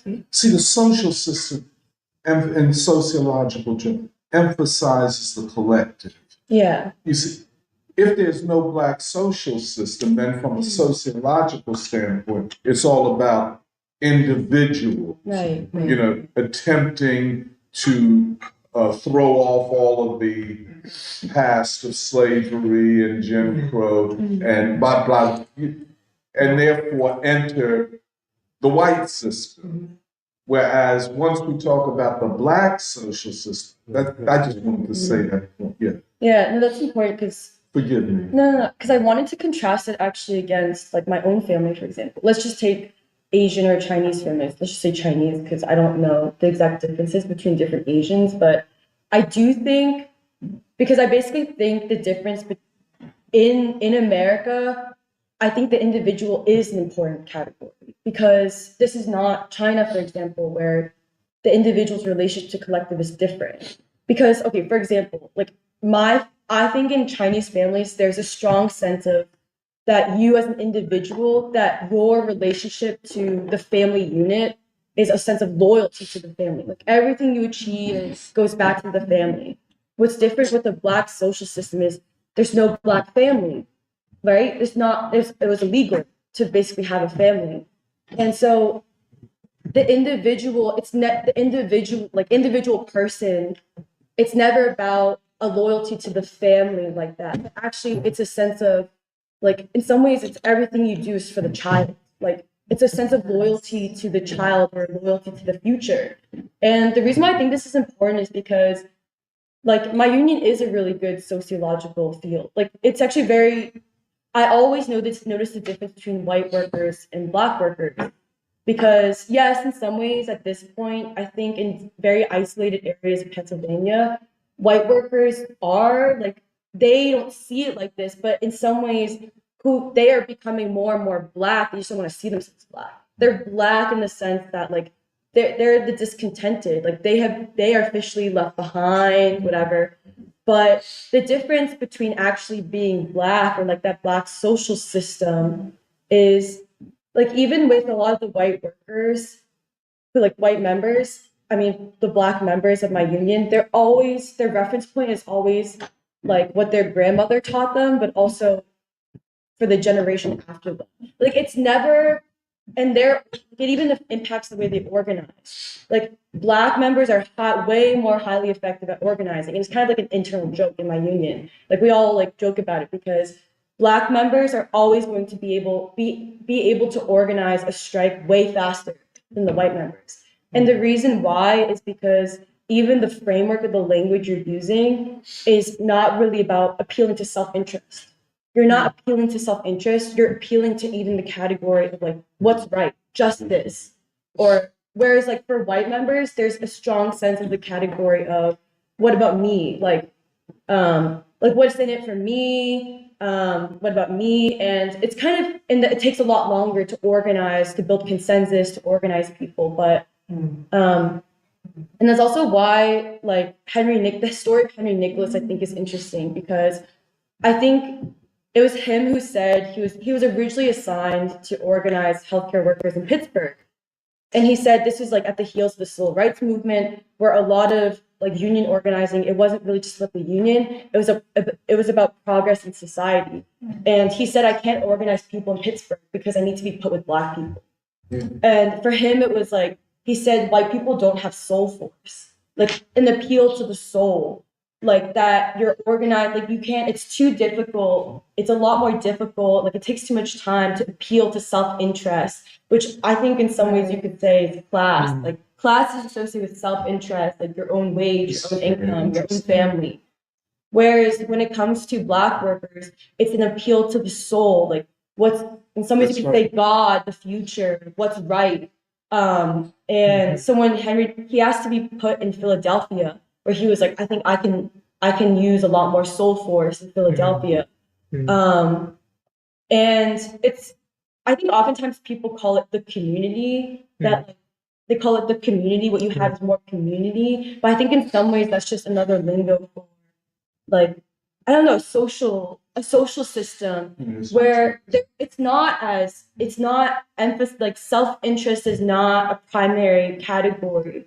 And in fact, actually the child, the concrete, like people's children, but also the immortal child, the future, like a world in which no one has to face what I face, like that is much more already in some ways like imbued in people, the way they think. Yeah, because okay, the last thing I wanted to add is the way, let's just take the concrete of like a broken healthcare system or like a broken system. The way white workers in my union and Black workers in my union talk about it is different. White workers will say, like, I'm underpaid. Like it's true. I'm underpaid for the amount of work I do. It's unfair. I can't support my family. I can't pay my bills. That's one thing. When a Black member describes the issues, they will say, I feel like I need to do this because I believe that we have a crack in the system that has to be healed. And they'll say things like, I'm doing this because I believe that human beings should be complete. Like they use these categories of complete and wholeness, healing a broken cracked system. Yeah, it's like, it's much more human, but it's also it's all based around the future. And they will talk about their children. They're like, well, what will happen when my grandchildren have to be, when they ask me, like when they go into nursing, because a lot of the jobs are service jobs, healthcare jobs. And she was like, I know I'm about to kick the can. Like Black members will always say, like, my time is almost up, but I'm not doing this for me. I'm doing this for my great grandchildren who are not even born yet. I'm doing this for my grandchildren who already want to be nurses. And it's just a very different orientation. And I think it's also because, like, I think the individual is still a category, but the relationship between the individual and then the collective is very different. And it's even different for, I think, like Chinese families in America, where I think it's all immigrant families in America, to be honest, where like my family, for example, I think like my own parents, I think they thought that to a certain extent, there were some characteristics from China, the Chinese family structure in China, that they were trying to carry over to America. Like when I was little, I think for a long time, they thought that me and my sister, like, that it would be imbibed in us that like we have to work really hard because we're doing it for my parents. And then I think there was a certain point where they realized that that's not, like, it's what Nancy was saying, that my own parents are no longer like the authority figure I even fear. But in fact, there's something else I have to like greater in this society I contend with, which is white standards, white society. Yeah. Well, I thought it was very interesting, Doc, in your presentation, that you talked about how the Moynihan report comes right after, the Black freedom struggle, the ascendancy of the Black freedom struggle, and this attack on the social system, and really, and I think it's very clarifying, this discussion on the social system and how attacking a social system is essentially an attack on a civilization. And I was thinking about the conversation we had at the reading group when Lamar was saying, and I think you raised the question, British colonialism in India, is it the same? And I do think that, if you look at colonialism, say in Africa or in India, other places, one of the big things that the colonialists did was to attack the social system. And really, that's why if you see a discussion of India, you always talk about all the perversions in the social system. Everybody's heard of caste. Everybody has this question of caste in India and how they've attacked the social system of India by talking about, how oppressive. Nobody really understands what caste means. It's not been a sociological study of caste, what it was as a social, but it's just something to be and I think the same thing with the family structure to some extent is, you had the Britishers really trying to impose a certain kind of bourgeois morality on the family structure. And I think the response of the freedom struggle was to contend with these questions. And so Gandhi's idea of an ashram, very different from either a family in our time in India, we have, I mean, many of these women who come to these ashrams and continue to, um, I mean, they're very different kind of, many women that we met since who've joined ashrams, so very different kind of women. They conceptualize their life in very different ways. But still, I think, and going to your point that you raised about what Gandhi and said in his and Thurman's conversation, which you're right, there's no transcript of, but Gandhi's secretary did take some notes, which which were published in Gandhi's newspaper. But I think maybe and I think I do still think that it wasn't quite the same, and there was something, and maybe what Gandhi was seeing was partly that there was something in the black social system. And I agree with you. I don't know how he had never been to the US. And he never came to the US in his life. So I don't know quite how he saw it, and maybe Howard Thurman was able to, because it was quite a long conversation, was able to explain to him. And of course, he had been in South Africa and so on. But maybe he did see that there couldn't be that it was difficult to find a full resolution of this within the Indian context, because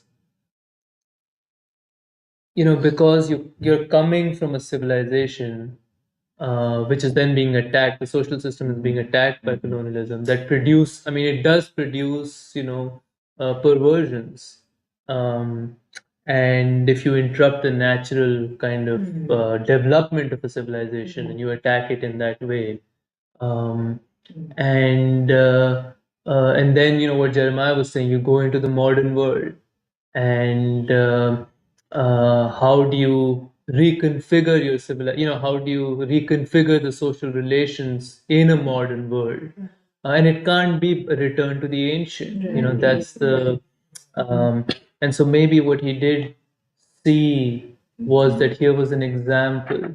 And it's so what you're saying, the black sociology, they're always talking about, in a sense, this great experiment of black people in America, and how it offers an example to study from and learn from, and the way they talk about it, and how it hasn't been studied. And maybe that was something that Gandhi was seeing to study from and learn from. And I agree with you that the immigrant who comes to America, it's almost part of the um, part of what they have to do is to really turn themselves away from this, even though there's such a natural connect. I mean, I think Martin Luther King Jr. is if not the most, probably definitely one of the most respected world leaders in India. I would say that Martin Luther King, Ho Chi Minh, maybe Fidel Castro, they would be up there. But everywhere you go, Martin Luther King, and we're doing our events, people remember him, people respect him. And it's so interesting because also the kinds of human beings the social system produces. And what you're saying, this dialectic between the black social system and so what produces a Martin Luther King? and what produces on the other side. You're saying, Blinken or Jake Sullivan, or and it's. I mean, there is, and partly I think the reason we've been discussing this question and thinking about this is going back and, and dealing with the question of what kind of, how is the social system going to be reconfigured? Right. And seeing that there's something to learn from this experience of the Black social system for the world.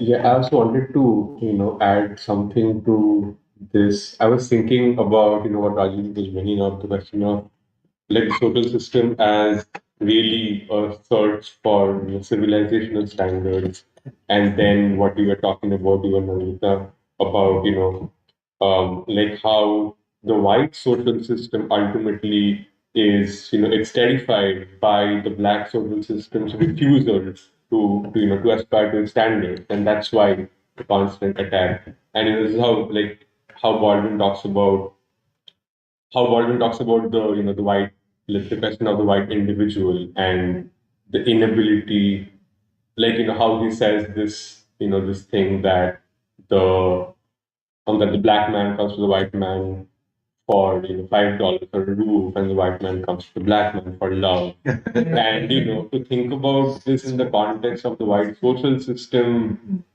I was thinking that what is the if this is where the white social system meets, or how it sees black social system, but also like everyone has been saying, the world's different kinds of social systems throughout the world.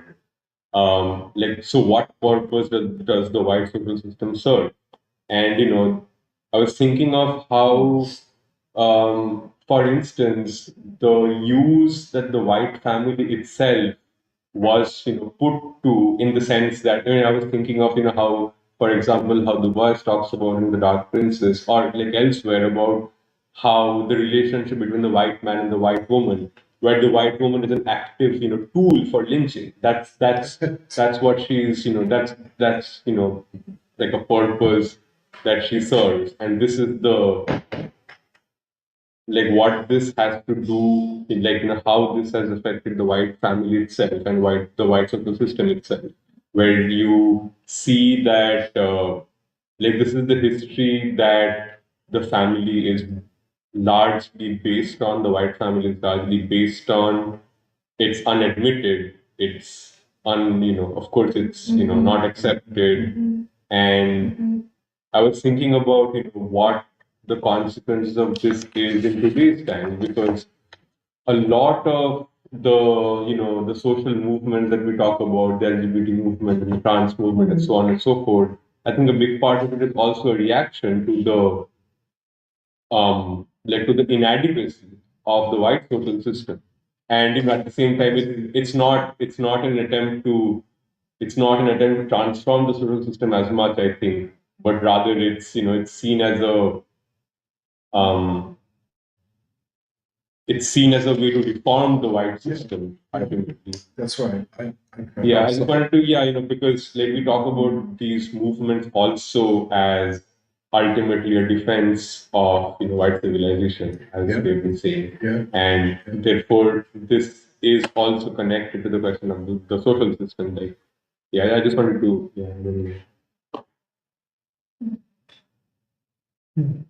Well, just related to this, going back to this idea of freedom, that the relationship between the freedom of not just the individual, but the human being in the black social system, and especially women.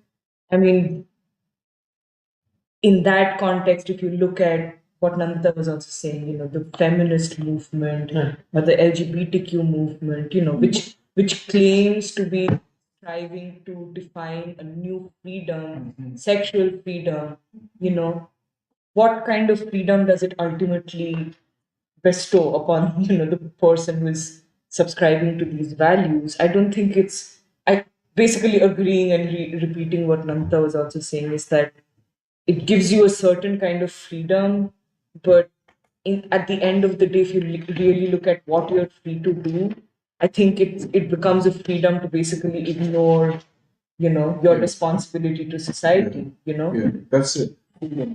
freedom from and not to. It's not futuristic, like you were saying. It does not really lead to the freedom of the human being. But yeah, I just wanted to say that. But the other one more thing, I think this is what Cannon and then Emily, when she was talking about the white workers and black workers in the union or whatever, it made me think about even say in the Trump movement, how there is a lot of emphasis, the conservative family values as being something that, Right. people fight for. It's either the family values or, Christian values, Yeah. as something that you need to preserve going forward in this country. I mean, to some extent, I understand that, it is a resistance against what the ruling elite is trying to do, which is the destruction of the possibility of a future. But then it doesn't go far enough, because do you see the child in Gaza as something that is also like, a consequence of the same thing you claim to be fighting, but then your worldview or the things that motivate you are too narrow for you to be able to put yourself, Oh, yeah. in solidarity with that struggle, which, I think it comes naturally to Black people. Absolutely. There's no question, but yeah, I just wanted to also say that. Well, the family thing is interesting because I think even besides like people called like Republicans who are conservative, like the MAGA movement, I think socialists or so-called socialists or so-called radicals, part of the reason why they are trying to go back to like good old family folkways, like good old family values is, which means like white family values, is in some ways I think a response to what they see as woke culture, woke feminism, which says any family structure, the couple form and the family form are oppressive.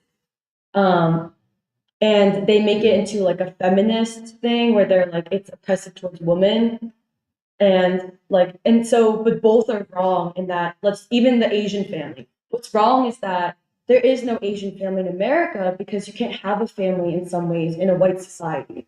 Because like my parents are not even like they didn't in some ways they didn't even culturally raise me completely. In some ways they did, right? They did as much as they could at home. But in a lot of ways, like okay, because even when people, for example, talk about as a solution to like the solution to children, like Black children or youth in particular, acting a certain way. It does, even if you had a quote unquote good family, like a nuclear family, the thing is a lot of society, there's culture, there's like, you have a lot of different forms of attack on the youth that ideologically train them in certain ways and train all young people, myself included. And so the difference is not really about the family form in America. The real question is the relationship between like basically an individual and the collective in the sense of a collective people's like the collective people and their struggle against white society. And I guess for some reason that's really important to me. I think that for some reason feels really important to me because for a long time, like my own family was a big question for me of like, it's because I also got a lot of feminist studies training in college as well, where a lot of the whole idea is that any structure is oppressive, but it's really not about the structure. It's not really about structures. It's about the battle, like basically the individual's battle against like the white society that people try to obscure by saying it's the family in of itself that's oppressive, like the existence of a family, the non-existence of a family, rather than like white standards or white society in of itself. But yeah, which is also why it was interesting that you said marriage, like marriage out of love is a very modern thing, actually. But another question I wanted to raise is I don't know the most about what contemporary China is like, but I think people were raised, I think Jeremiah raised it while I was gone about like how how Xi Jinping is conceiving of modernity. But I do think the family unit is going to be a question in China because actually to a certain extent, there is still a sense, I think in China, there is still a sense of you should work, like you as a child, like you owe your family something. But at the same time, that's in contest with New China, because New China is a revolutionary China, where like, because even Mao, like under Mao's time, and I don't know, I'm not deeming anything good or bad like that because I'm not really sure, but I think my own parents in a lot of ways, actually, they don't really have gender. They don't seem to have gender norms. I can see that. And part of it is because I think my parents were raised in the Cultural Revolution. So my mom like would always say, Mao would teach us, Mao said, women hold half the sky. Women should be an equally productive force in society. Like men in the countryside, women in the factories. Like it's our duty, our loyalty is not to the family clan, which comes, I think, from the peasants. I don't know. I don't really know. But like our duty is not to your family. Your duty is to like New China. Like it's almost like your mother's New China. And but then I don't know historically speaking, like how things changed with Deng Xiaoping and then today. But I do think there's a little bit of a battle between the fact that in the modern world, you won't have like you cannot appeal to like I do think some of China's motor, like China's engine, comes from the fact that children feel deep, like almost a very like deep disciplined loyalty to like I must make my ancestors proud. I must make my family proud. And I do think that is I do think it's a big motor of Chinese society. And like maybe I'm wrong on that, but that's my sense. But I think that does in some ways come in contest with like a futuristic China. I think it comes in contest with a revolutionary futuristic China. That goes with Nanditha's claim about Black people being the first modern colored people. By the way, I just want to make one thing clear. Postmodernism is not post anything. It's just a term. It's not post. It's the old. Yeah, could I just add, because what you're saying about the like loyalty to family. I mean, you see this in Indian society, and especially in middle class Indian society. Because I think in India more than China, there's a distinction between the middle and upper middle classes and the poor. Working people. And I think the social system of working people maybe in some ways is more similar to Black people. I mean, you cannot sustain those individual family units because you're just under so much pressure economically. But in the middle class, this whole thing that basically the family unit is built to allow your children to be high achievers. And high achievers within India, but then ultimately high achievers in the white system. Because even within India, you have the white system in the background. It's always there. It's the invisible presence, I think this relates to the whole thing of the individual because you're always seeing yourself in competition to other young people, basically, and you're trying to achieve, there's always this comparative thing. Oh, this person's son did this. What did you do? This person's daughter did this. What did you do? And I think that on the other hand, the Black social structure, based on the human being rather than the individual who achieves highly in the white structure. But the other thing is marriage, and I've struggled with this personally. Does marriage add something to your personality? Does it add value to you as a human being? I'm not sure, just be real. I mean, you agree with me, And I mean, the thing is that in the traditional, and I don't even know if it's traditional, but in the traditional after colonialism, get married, settle down, have children, and that your life will be complete, But then you're saying what you're saying, the feminist, I'm going to rebel against this.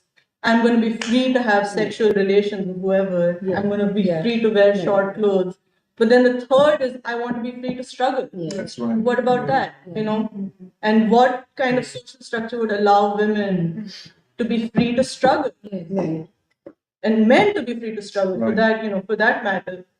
So I think that's what we're dealing with, Another thing I would add to this is, the question of what does the child represent in a society? Is it just like, this is part of my life's trajectory. Is, you know, you grow up, you get a job, you have a family, and then you have a child as part of your, I don't know, need to, whether it's biological, whether it's social in the sense of it satisfies something for what you think the family should be, or is it something for the future? Is the child in a society, you know, and I think Baldwin says that the child represents the hope for the future, you know, and I think that comes through most clearly when you read somebody like Baldwin, because it comes from that black life world very clearly. But I don't think, for instance, I don't know if there's I have clarity about what it represents in Indian society. I would, But yeah, I mean, yeah, that's what I'm saying. In the middle class, you know, it's your children versus all children. yes, yes, But what about all children? our children, yes. What they, yeah. Well, Baldwin will also say that Baldwin always says that's why I doubt if any so-called white people love their own children, because a lot of children are produced not out of love, like, or for the future, but it's oftentimes to prove something to yourself, that I did something, that I have a purpose. And like Baldwin was like, how can like generations of families are created but have no love, no real bond between them? Well, well, one thing I also want to add was, yeah, I was thinking about this phenomenon of like the Asian Americans, in part because I think like Asian Americans have also reached like almost like a coming of age in American culture, where they're producing all of like cultural stuff, and it's becoming very popular. Like for some reason, even in like mainstream culture, for like all these like Asian American movies, and the common trope is always about like the child, the parent, and this whole thing. But what's really interesting about it is that if you actually like you guys are saying, if you actually know these people, which we do, it's like actually a lot of these also like the more successful Asians in America who actually make it in American society actually don't care about their parents at all. And instead they use their parents as the kind of like signaling to be like, one, to justify your own basically attempt to try to like make it in America, but also it's a way of signaling, I think, to white people. Well, it's like, I don't know. And that's what I'm also trying to work out, where it becomes very performative of like, I don't know, even I don't know exactly what the source of it is, but I do feel like there is a kind of like a performance of like, oh, like my parents came here, my parents worked hard, this is what I owe it to my parents, and that whole thing. And I don't know exactly like what it's like, but you know, like I feel like it's very common, especially like let's say for like Very fake. and very fake, but it's like let's say like all the Asians who work in tech. Yeah. Right? Like I feel like they're constantly talking about, like, they're having to construct these narratives about their parents. But that's the model. Yeah. Experience like their own moral choice, like their Right. agency. That Yeah. I feel I'm just gonna add one thought because I'm collecting a lot of it. So it's just once I'm done, I'm gonna do it, which is just that I feel like the reason why like a high achieving, successful, like young Asian engineer, like I had no choice. I had to do this for my family, my parents. They paid for my college. They came to America for me. I have to do it. Like, but where's your moral choice? Deciding, like you are an Asian. But also, it's like in the kind of almost desperation to prove that there is some larger reason why you're so obsessed with trying to make it in America. Like, I think that also shows, though, like you guys are saying, it shows the actual absence of authority that you actually feel from your parents, because actually in your attempt to try to signal so desperately to the white world that like, oh, like actually I do have a narrative like family and I owe something to my family, like you're actually revealing that the real authority, yeah, the white world. It's the white world. Yeah, but I feel like the other thing that I was thinking, And not China. but the other thing I was thinking about is like part of why I feel like that's needed is because actually, yeah, the kind of prototypical ideal of the American family exists nowhere in American society, especially today. And this is why I think, but also this gets to the question of civilization, because actually one of the categories that I feel like all people associate the most with civilization is the category of the family. And this is why people say that Western civilization is collapsing, not just because of the collapse of the Western power structure, but because nowhere, especially in America, nowhere is there found like the passing down of traditional like American values or of American Western values. And I think this is kind of like what Baldwin also is, I feel like where he becomes really important, because I was also thinking about like how, because I feel like he talks often about like the difference between literature and sociology, but especially because he's making a critique of like white supremacy, I realized after what you said, where it's like all of this sociology that's produced about Black people in like the 50s and 60s and 70s is like he's basically talking about like the Moynihan's and the Glazers of academia, where it's like academics and like white society needs to produce all of the sociology about Black people in order to be comforted about like basically their image of Black people. But like Baldwin's saying, like, and he's saying this through like literature and through art, but that like in order to actually know Black people, you have to actually like know the Black human being and to love Black people. And that's also why like it always sticks out to me like in The Fire Next Time, like the first or second sentence is like him referencing E. Franklin Frazier and like the whole cities of destruction thing. But I don't know if this is a topic, but I wanted to ask if there is a relationship between Frazier and Du Bois, because I noticed I just downloaded the Negro Family book, but the last chapter he talks about the Black military. That's the title of it. Yeah. I don't think this is published 4 years after Black Reconstruction, and you know Du Bois is all over everybody, all over the Black intelligentsia. So I would say, And in the beginning, he actually cites Du Bois' studies from the Atlanta School, and Du Bois himself. But you know what you're talking about, civilization, and I mean, I think it kind of and the family, and so I think it takes us back to this question of feminism and the LGBTQ movement, and which I think at this point is a ruling class movement, and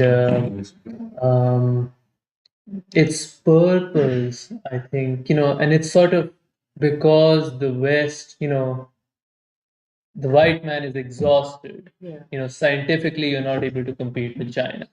You know, you're not able to really even take care of your city, society. You know, you really have. And so, what do you have? So it's always that, you know, we have this. You know, we have freedom. We have sexual freedom. We have feminism. We have the LGBTQ movement, which all of these other societies don't have. Look, in China, they oppress. You know, in Russia, this is what they do. Look, Hamas. You know, Israel is much more LGBTQ friendly than Hamas is. You know, and it's really for them a tool to attack other social systems and sort of their last resort. Well, we have this, which nobody else has. And I think this really has to be clarified that this movement has nothing to do really with LGBTQs or with women. That's right. Yeah. It's a tool of imperialism. Yeah. And, listen, no, you're absolutely right. Just like Moynihan, Glazer, and all of that about the Black family was a tool of the white supremacists, these movements are nothing but tools of white supremacy and imperialism to try to rescue an exhausted civilization.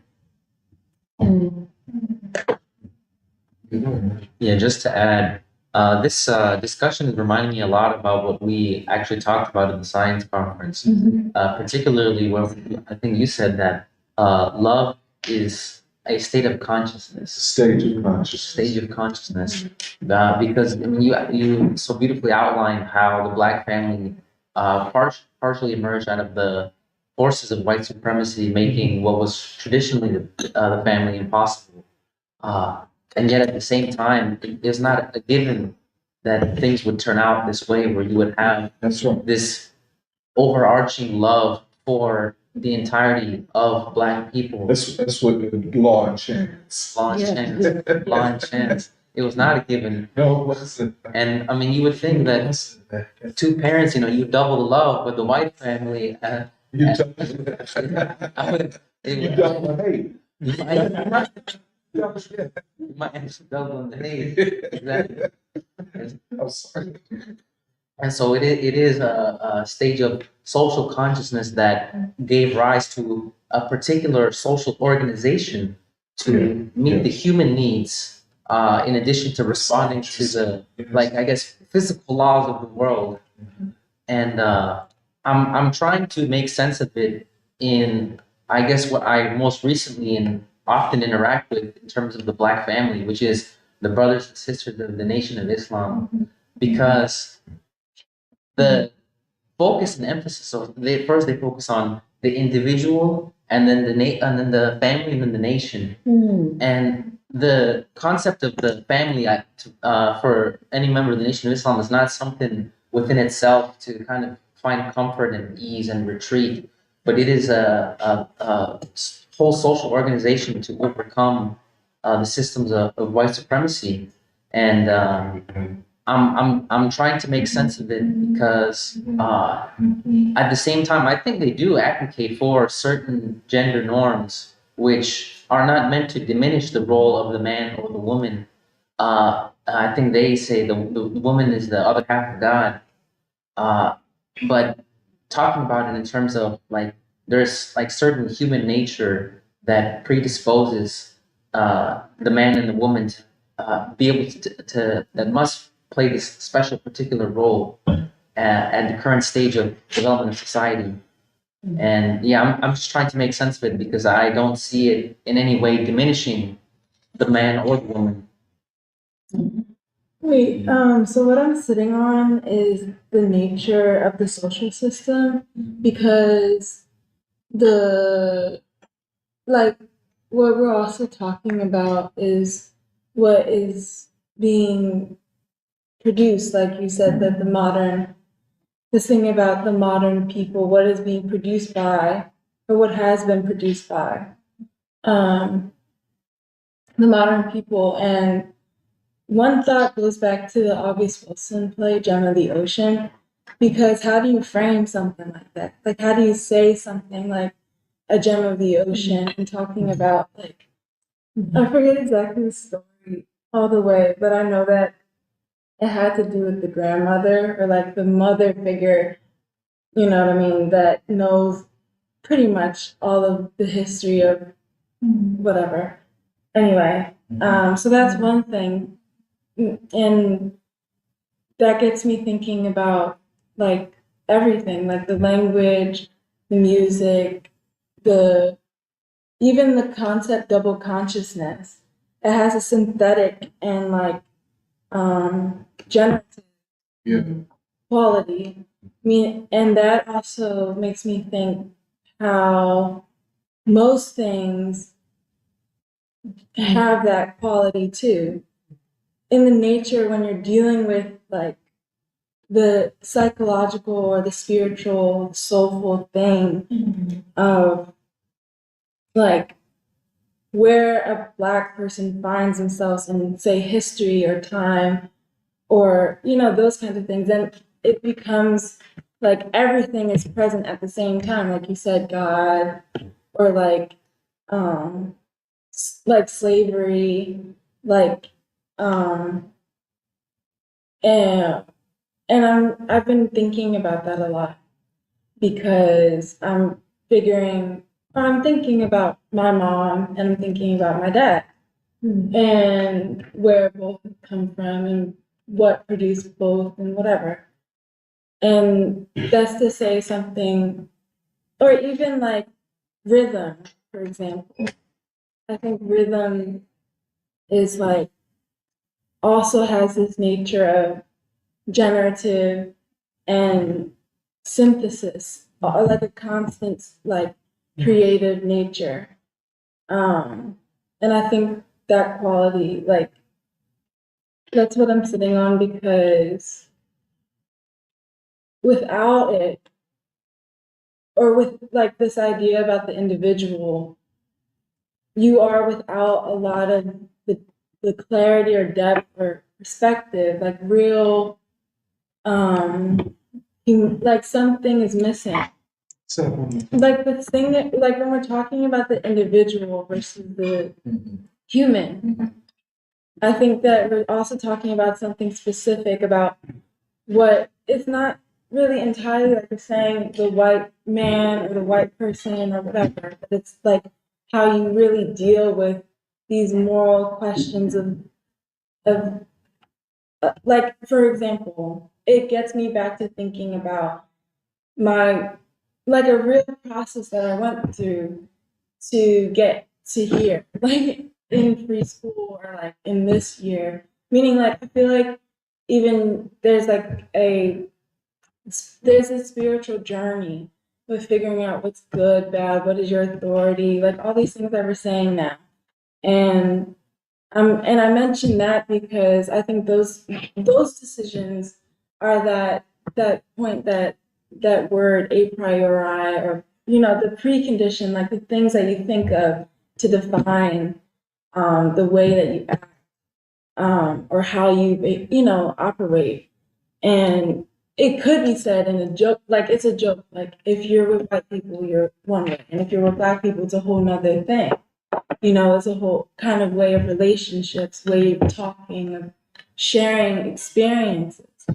And that's kind of what I am curious about, because it's what really the question for me becomes, what can you see, what can't you see?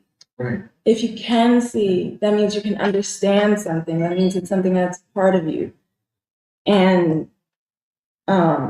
yeah, so I'm just thinking about the nature of like what we're trying to think about, which is basically the future of the human, and how it's like a creative and synthetic process of both dealing with or actual, like, because the other question in my head is like, why is the ideological struggle like at all important? And why do I always think about it? And I think that has to do with, there isn't another word that also has these cross sections of morality and truth. The same way that, like, for example, when we're thinking about Shakespeare or like the ideal, like the reason or the purpose of an ideal is to signify what is true, like what is the thing to aspire to, what is your aspirations. And I think, like, love, for example, also has that. Yeah. Like, I think you're hitting on something very, very important. And I often think about it. Why is love so paramount in the life world of Black people?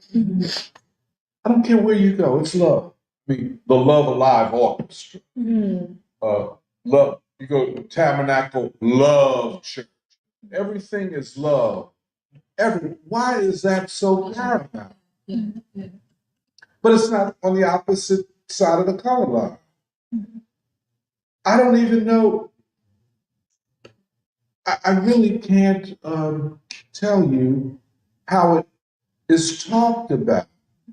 But we do know that everything about love. King built a whole movement around love.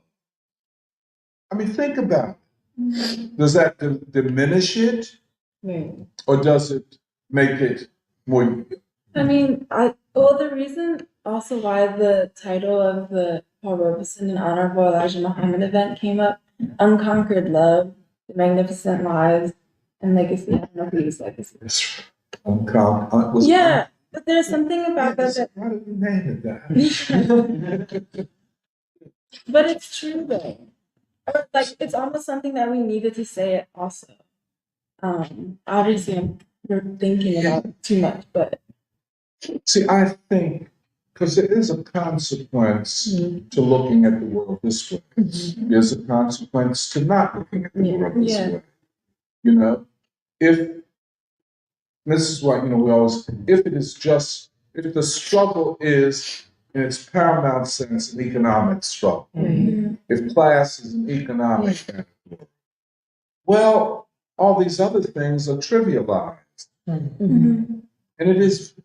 No, because the reason why I get emotional is because where does beauty come from? Well, Well, just on this thing of love, because in the symposium we had a discussion about how we want to say the relationship of love to knowledge, and the way we left it is that okay, for now let's say precondition, but it's probably it needs a different language, but what this conversation, why it's taking me back to that, is also what you were saying, Doc, that this idea that everything is based in love, the music or whatever. And I think the way it makes sense to me, or the difference I would say, in how say the white world sees love, is love as a consequence of human relationships after the fact. Like, I don't know if I'm explaining this well, but so it's like it actually even reminds me of something my mother would tell me about, like, motherhood, where she'll be like, you'll understand what this love is like once you have a baby. But the reason why I bring it up is love as a consequence of first having formed a relationship with another human being, as opposed to love being the basis on which to relate. Wait, the other thing You know, I don't know if this is like because I just thought about it. Like love as the basis, I almost something you start from in knowing how to relate to other human beings and how to know the world, as opposed to it being a consequence of human relationship. As something that as a feeling or an emotion that you feel when you're close to somebody, or you've already formed a relationship. See, the question also, like, for example, I'll take cognitive science or language, linguistics. They will say, take Chomsky, he will make the argument that the preconditions for language exist the same among all people. In a certain sense, we could also argue that this is a natural part of what is the human. But then you see, this is why there's something artificial in the construction of modern bourgeois society, because is it a choice that we make to love, or is it a choice that we make to be human? You understand what I'm coming from? Yeah, and in so doing, is this what it means? And I think it's so apparent in Baldwin's writing, certainly in Martin Luther King and such. The opposite. That's why if you take Butler, not that I'm trying to put her down or anything. If you take Butler, gender, love don't have nothing to do with it. Nor do children. This is a very big thing. In fact, if you take modern capitalist economic theories, or what they call rational choice theory, it is a rational choice, quote, to love. Right. It is calculated. It is negotiable. For King and Paul, it ain't no negotiating. If the negotiation is with you yourself, you know what I'm saying? You negotiate whether you want to be human. It's all over fucking Baldwin, just like that. Now, let's talk about the struggle. If the human is the center of the struggle, can there be, should a theory not arise from what the human is? But see, I just want to make this point one more time. Economic theory, which boils down to rational choices, I'm talking about modern bourgeois, it is the rational individual from beginning to end. The consequences of this are huge on humanity. That's why they can talk about that's why they can talk about nuclear war. Yeah. Yeah. Yeah. And then try to make you believe that you can drop a bomb on a school with children. Oh, I made a mistake. Huh. Right. Right. You know, that's what you see what I'm saying. Yeah, I mean, I would even add, I remember this was a while back, but reading discussions in, say, the Frankfurt School about Yes. love, like Eric Fromm. And he'll say the same thing. He's going to address the crisis of bourgeois love and saying, I'm going to Marx and Freud. But in the end, come up with sort of the same thing. Love is an act of will. Love is a choice. And it's interesting you make that the distinction between choice to love and choice to be human. I think that's central. See, if it's true, you can negotiate it. Yeah. It's deep, yeah. I So, I'm from a white family that's been, multi-generationally American. And, I thought about your answer to me, and I guess one of the reasons that makes it kind of difficult to comprehend is that, like, love in a white family, and I can't generalize for all white people, but for my family and for people I know, it's like love is very conditional and conditional. And, like personally, it's just like I felt like my parents were too busy working all the time to show us sufficient love. So, and this is something that's generational too. My parents and my grandparents all experienced this same phenomenon. And I think that's why it really is so hard to grasp pain sometimes, or to, it almost seems like when you say love and justice, it almost seems like metaphysical. It's like, how can I grasp this? And it does. Also, No, that's it. That's it. See, the consequences of this is, Serafina said, the complexity of the ideological struggle, especially at this stage of history. See, at a certain point, it is a choice, or I guess a choice of what we will be and how we will fight, on what grounds and on what assumptions we will fight. Because there are many ideas about how we should struggle out here. But all of them are not equivalent and all of them are not right. Many of them, as Raju said, are really the ruling class saying to the people, this is what the struggle is. And that's the consequences.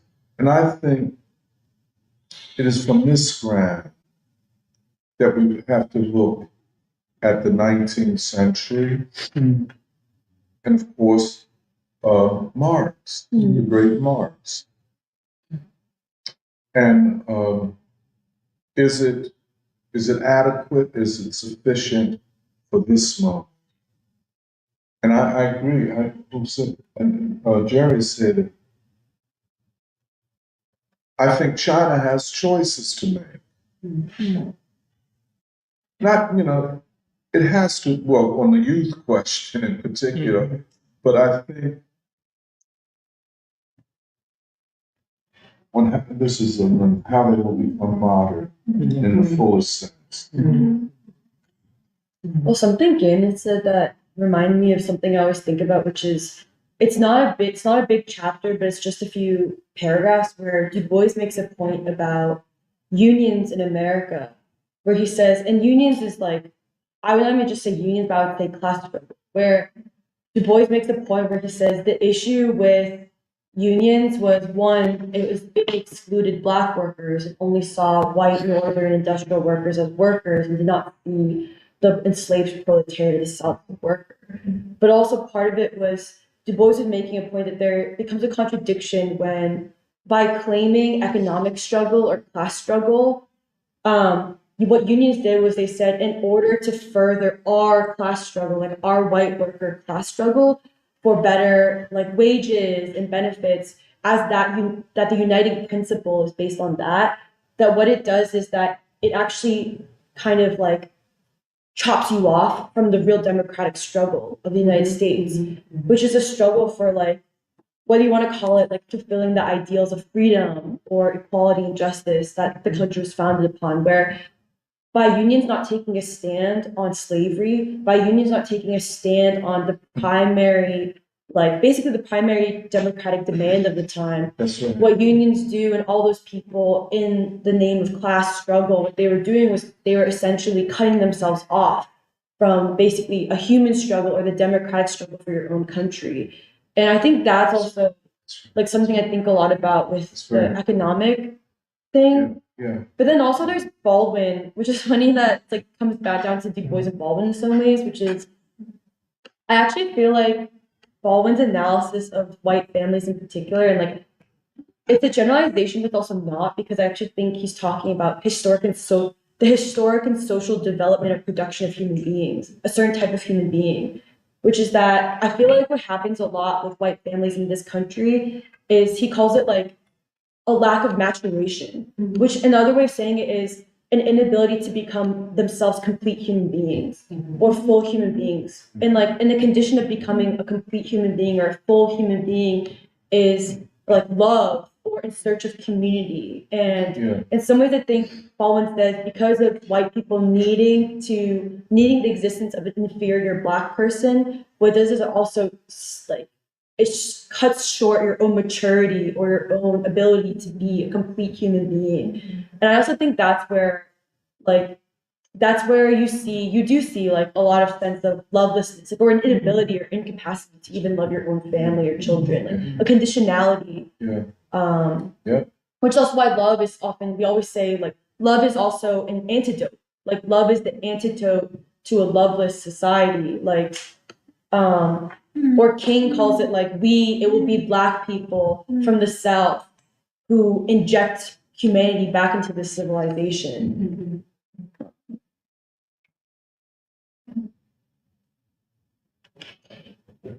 Let's see if we have any comments.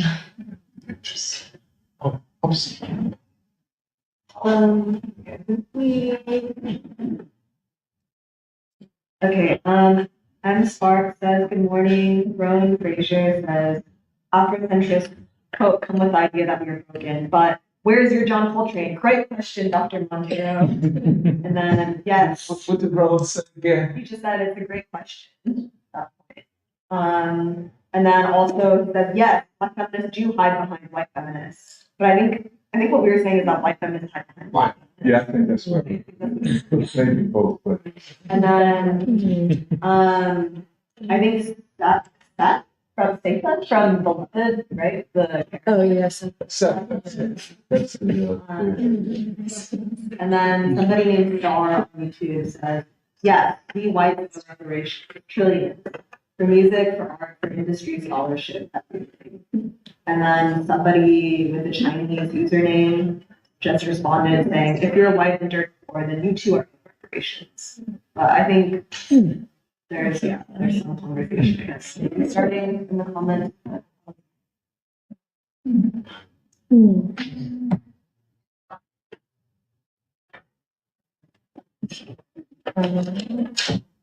Okay, this is not a fully fleshed out. Actually, something I've been thinking about is the way that this is kind of connected to your the way that all of these white students who end up at Penn, like the freshmen especially, the way they collide with the Black workers. Because I think a lot of these people come from, like pretty loveless families. And I was just thinking about their the dynamic, like the social dynamics that exist at Penn this week. And it is interesting because it's basically like the Black worker raising them. It's where they cook for them, they feed them, they literally like escort them back to their dorm when they're too drunk, or they call the hospital for them when they've drank too much.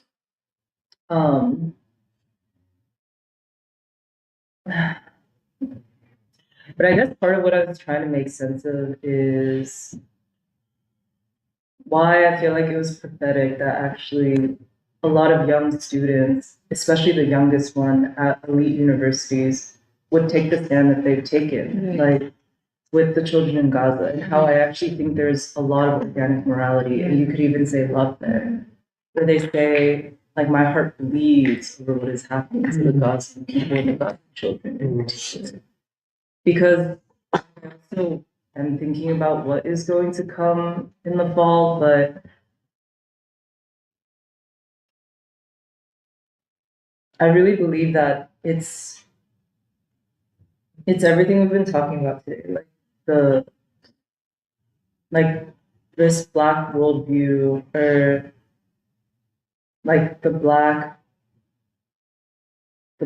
person in America as the closest thing we have to like a modern human being that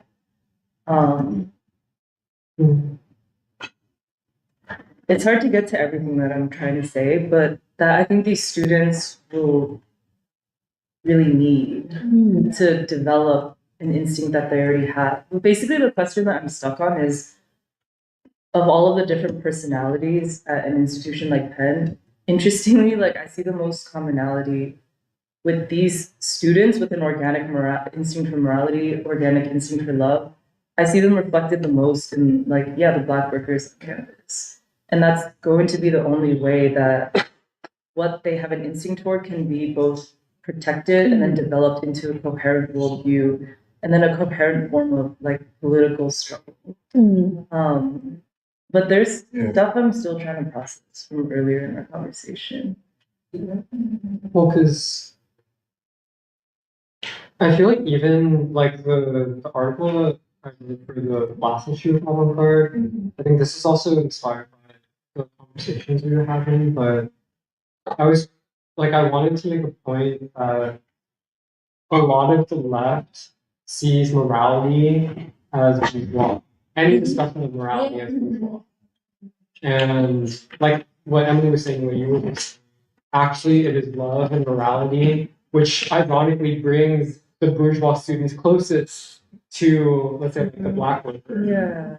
And I feel like that's a really important point to make, because also I think this is what the Gaza genocide has exposed. But like, let's say if you take the example of Yemen, right, and the kind of like heroic acts they're taking, and basically like staring down the face of American imperialism, like these giant American warships, being like, we're not going to back down, like we're actually going to like follow through on what we said, like we're not going to allow you to use our waters to basically wage this genocide. When you see the spokespeople of, let's say, Ansar Allah talk, they talk in a language of morality, of Islam, and of this is what we have been instructed to do. And I feel like for leftists it would be easy to be like, oh, that's just like almost like primitive or something. But actually, this is where the battleground of the future of humanity is being decided, is with people who actually see the struggle for humanity and for humanity's future through the language of morality and of love. And I don't know. I just feel like I see the struggle for democracy, right, which gives a new sense, reconfigures, what democracy is. It is not just, as the bourgeois political theorists have conceived it, as a rational choice. In fact, I think Biden and the West help us a lot in exposing their bullshit, because they say they are struggling for democracy, to defend democracy. The question is, without love. But I don't know, because that's why also I feel like this is like a concept that will, but it's like how we say in the vision statement for your Baldwin, but especially I think the concept of beloved community is totally underestimated. Yes. And also underexplored as almost in a scientific and historical way, but especially King's concept of beloved community as almost like a new vision for the I agree with that. Yes, yes, yes. Well, something I guess I wanted to ask was when like Baldwin makes this point where he says what King calls a beloved community, Baldwin would call it in his own language achieving a nation. And so I also wonder if part of what they're both saying is like making a new society or like making a new system based on different social relationships. Yeah. Well, because part of the relation to that is, I think another thing with when if you only view the democratic struggle as not just a rational struggle, but a struggle to achieve a certain economic system, then you're just looking. It's not just about reindustrializing or changing like the productive means of relations, but it's actually it's also like the social relationships or like on what basis do people even like interact as human beings, which also has impacts on all those whatever subsystems of education and like education, how you educate people. Because something in what Michelle said that struck me is also, I think students at the universities, and I get this from Jeremiah's presentation at the science conference, which is I wonder if in some ways what students at universities feel is that they were never allowed to really be raised or protected as children. Maybe we already talked about this. That's true. But they're not, in some ways, they're not raised or protected as youth or children. And in fact, had to ideologically battle a lot in order to even get a clear sense of like what their own positive path, what their path should be. And I wonder if the Gaza also, in some ways, this is a leap, but in some ways, for them to take the children of Gaza as their own is also them seeking like a social system, or them seeking a community, seeking a system. This clarifies what I was trying to get at, because also still from the conference, I'm thinking of that Baldwin's formulation a lot, like where we have survived the last foundation this world will ever see.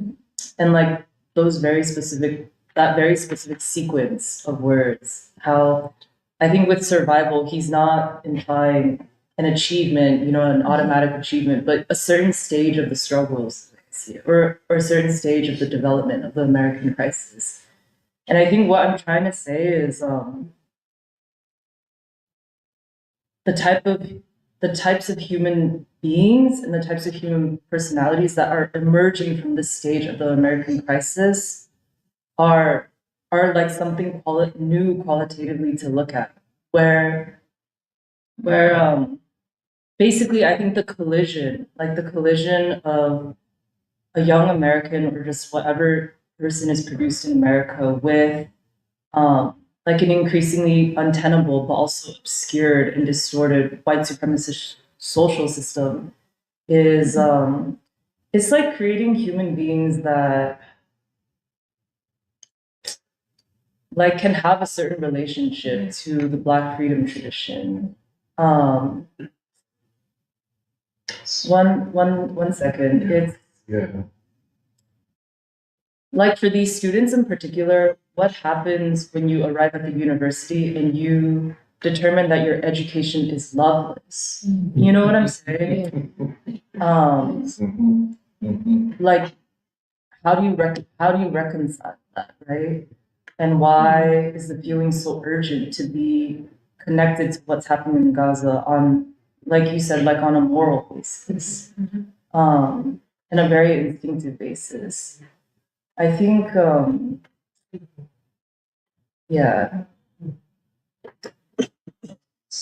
David Brooks has a very interesting article in the New York Times, and I know Brooks sent it to me.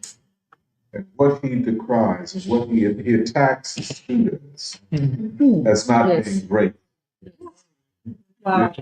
Not their protest is an act of ungratefulness Right. for what the system has done for them and promises Yeah, privilege.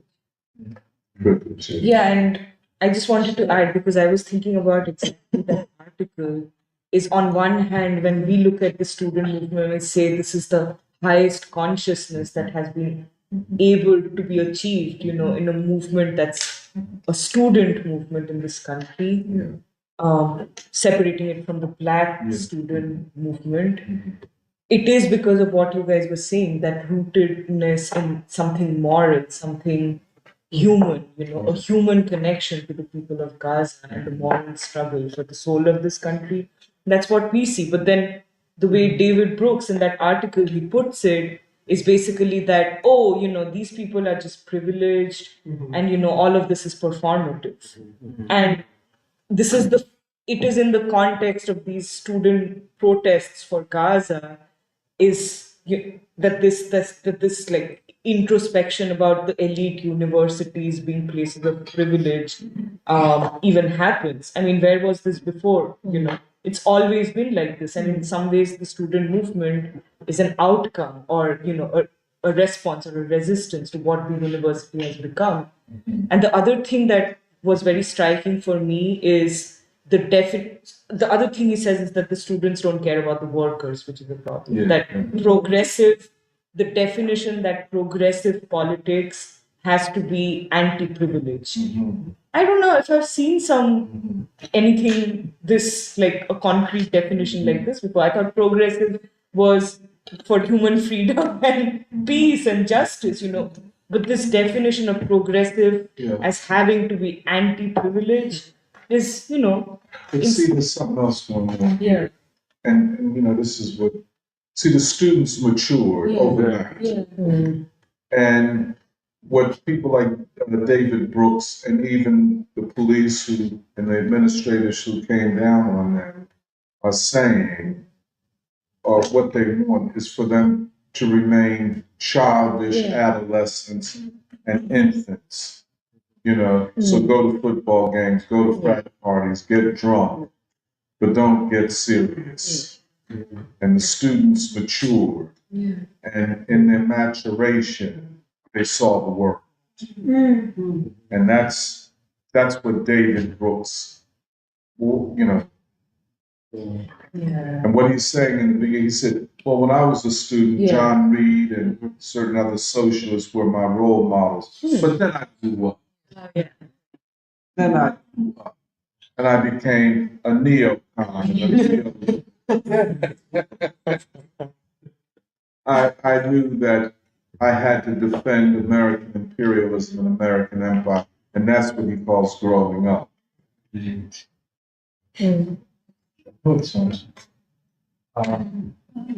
think this conversation starting with Black social structure as well as the kind of pressure that immigrants as well as white young people face. It reminded me of something that we were reading at our reading group on Tuesday. I just wanted to read a small part of it. I think it's really relevant, and you mentioned growing up, and that plays a large role in what Baldwin is saying in this. He says, I conceive of my own life as a journey towards something I do not understand, which in the going toward makes me better. I conceive of God, in fact, as a means of liberation and not a means to control us. Love does not begin and end the way we seem to think it does. Love is a battle. Love is a war. Love is a growing up. No one in the world, in the entire world, knows Americans better, or odd as this may sound, loves them more than the American Negro. This is because he has had to watch you, outwit you, deal with you, and bear you, and sometimes even bleed and die with you.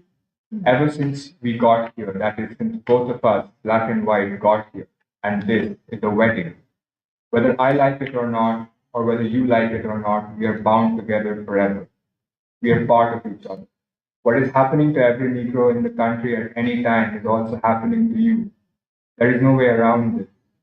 I am suggesting that these walls, these artificial walls, which have been up so long to protect us from something we fear, must come down. I think that what we really have to do is to create a country in which there are no minorities for the first time in the history of the world. The one thing that all Americans have in common is that they have no other identity apart from the identity which is being achieved on this continent. This is not the English necessity or the Chinese necessity or the French necessity, but they are born into a framework which allows them their identity. The necessity of Americans to achieve an identity is a historical and a present personal fact, and this is the connection between you and me. And there were a lot of things that stood out to me in this part, starting from where he talks about love as a battle and a war. This imagery of struggle, never going away from how he defines love. And then he also said love is a growing up, achieving a certain amount of maturity through love. And I guess this concept of a wedding, we're talking about marriage, and I think it's very interesting that he says that black and white people of this country are in a marriage, and that binds you together, and the way that he's talking about it, that binds you together in a way we don't really even seem to understand. And of course, the most interesting part is this thing about how our identity has been achieved as a result of this country and this country. And it has something. It has also has something to do with what Emily brought up about the major and the minor inheritance. When someone comes here, what do you choose to go forward with as your true inheritance? And I bring this up because on Tuesday there was this young Vietnamese guy who came for the first time to our reading group, and we read this essay by Baldwin, and he was unnaturally quiet. Towards the end of the reading, kind of asked him, "Hey, what do you think? What are you feeling?" So, and he said that my parents came here from Vietnam, and I think that I am under a lot of pressure to conform to a certain kind of whiteness. And reading this has made me rethink my entire life, or my life choices. Because I think that all this time I was thinking that I owe something to my parents, and I owe something to the people back in Vietnam who I have to earn for, send money home to, but at what cost? And I think that the young people in America really need Baldwin, because I think he makes you think in a way that you probably didn't even think you had the choice to think in.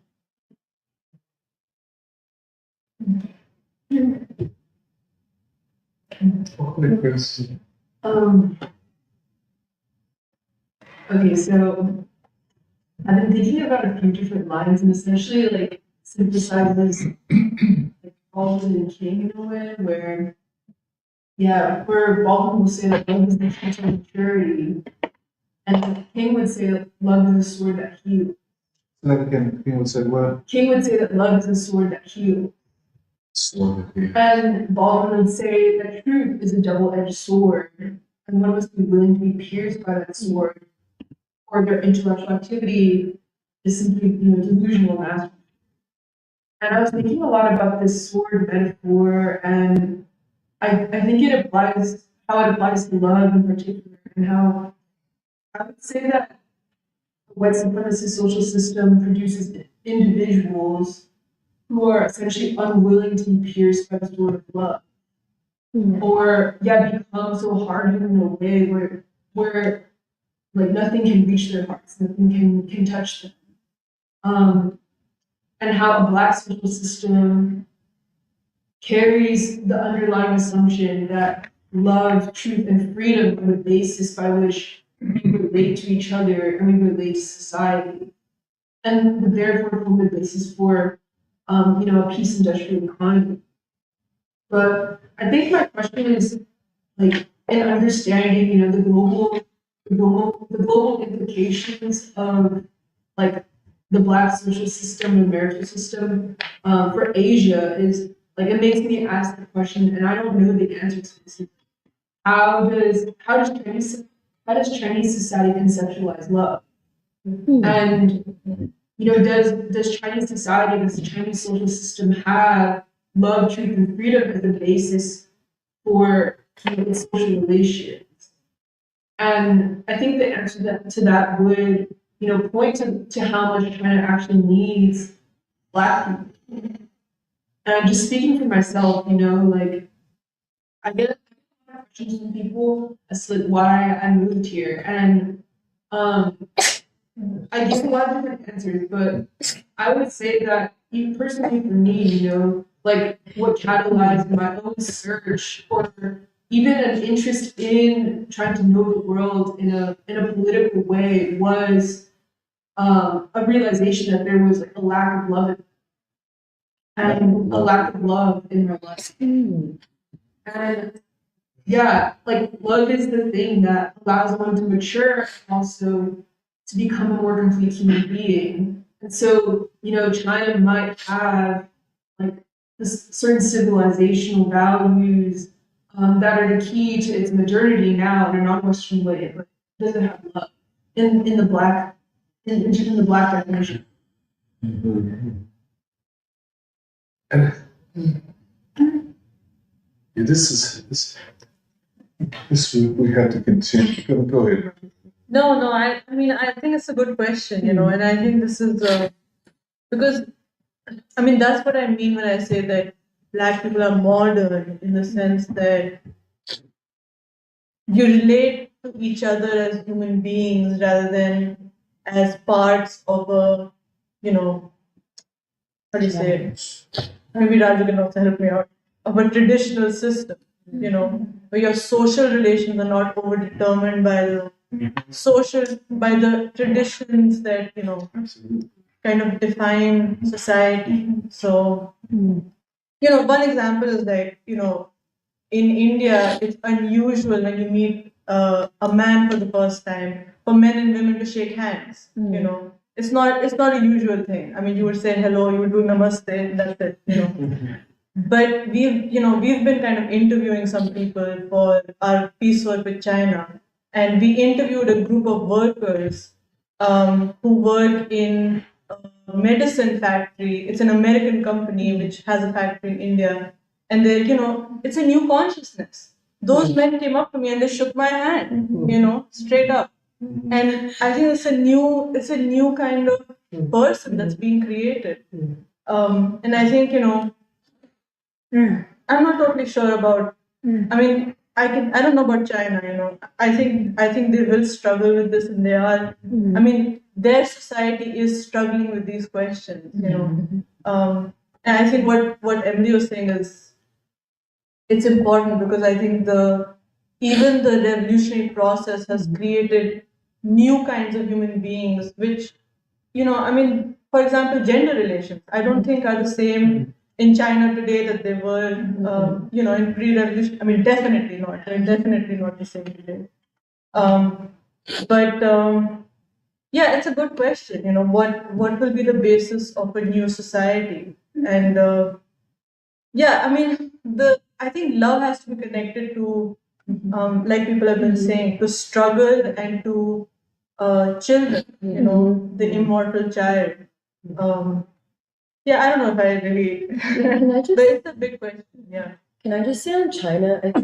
I guess one thing I wanted to say is what I do know of Mao, despite the Cultural Revolution, is like, okay, I really have not done a lot of research on the peasantry, like basically Chinese society, but what I do know is I actually think it's significant that Mao would always say that moving forward in revolutionary China, I think it is the peasants who know more and who are more beautiful than the aristocrats.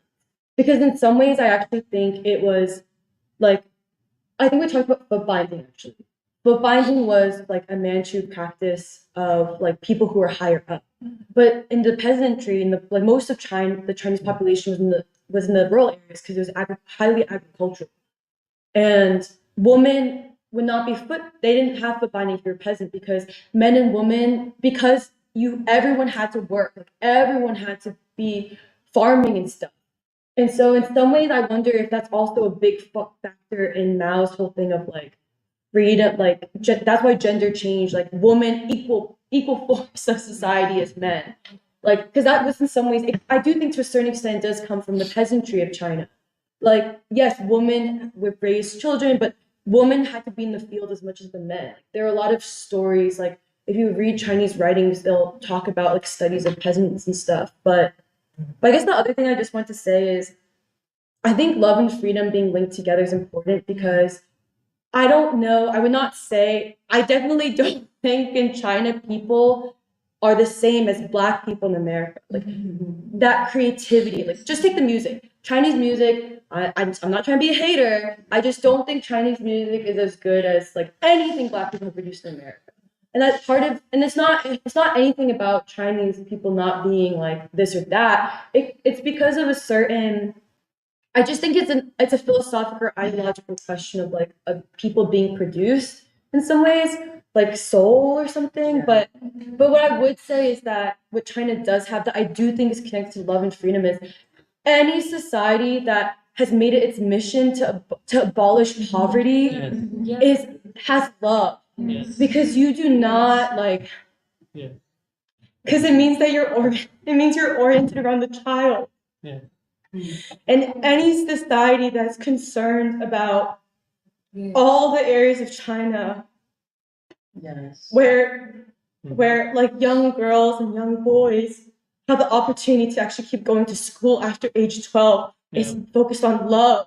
Even if they don't use the word love. It's love. Like that is love. And that's like, and it's connected to freedom, like a struggle for love and freedom. Love for the people.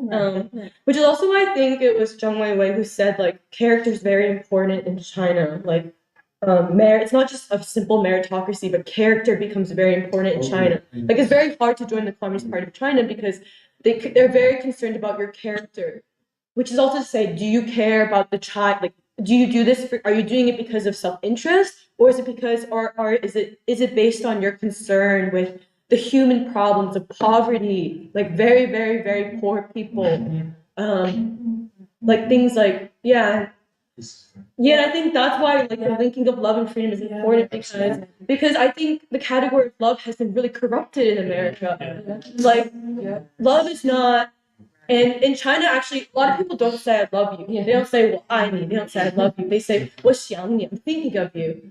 Like my grandpa has never said 我爱你. He's always said I'm thinking of you. Like, but so they don't use that word love like that. But I think there's something important about what we actually mean by love, like the defining of love. Because in America, like I think in some ways love has been very watered down, whitened, watered down. How do you say it? Where like. Love, like to a certain extent, like, okay, you may marry someone, but does that mean you have love? Like, do you actually share a certain moral foundation that like makes you better people even? Or like, it's like, and love has just been spoiled I think love has been really spoiled as a word in America. Like there are too many meanings of what we mean by love. Well, it's been hollowed out. And I think what you're saying is we're talking about the substance of the human relationship. And, here I would agree with you about China. Right. Very, very much. In India, especially with the Chinese Revolution. And the enormity of that achievement, but the enormity of the responsibility that then fell upon the shoulders of the revolutionaries. the communists and so on. And it's been enormous. And I don't know if every problem could be solved, like just 800 million people out of poverty, or extreme poverty. Yeah. That is just spectacular. Yeah, I guess what we're also, I mean, the question we're asking is because, you know, to achieve this, I mean, first of all, the Chinese state, you know, the state as an achievement of Chinese civilization, and really a contribution to humankind, you know, to be studied and looked at. But I think, you know, the thing is, in the future, when relationships between people, once you deal with the, and I think they have managed to deal with the questions of poverty, of education, you know, the basic necessities of human life. It took tremendous discipline. Yes. And sacrifice. Right, right. And then, you know, I think now they're, and, you know, to some extent, India is approaching that, but I don't think it's quite, obviously, it's not there yet, you know, but it's the same trajectory all over Asia. But now you've dealt with the questions of, you know, the basic questions of human life. And then comes to the fore the, you know, the search for meaning, the search for meaning in human life. Yeah. And I think this is where, you know, I don't quite know how to say it, but I hear you. Yeah. See, you know, necessity. You know, like I said, our experience is so unique. I mean, it really is. But then it is, I agree with you about this. It does have lessons for humanity. And I think the writers and the musicians and the poets and the painters have felt that responsibility. I think all, you know, culture, and they feel that responsibility. In fact, I feel it when I listen to William Hart Muhammad. He says when he was singing La La means I love you, he said, I first heard my little baby singing La La. But then he would later say that I was really channeling Allah means, you know? And I think that I really do pick it up in that they feel a human responsibility and they want, even if they're not heard that clearly in this country, they want people around the world to hear them. To really to hear their hearts. Of course, John Coltrane, and when he goes to Japan, he barely gets off the plane before he goes to the memorial to the victims of Hiroshima. He had barely gotten off the plane.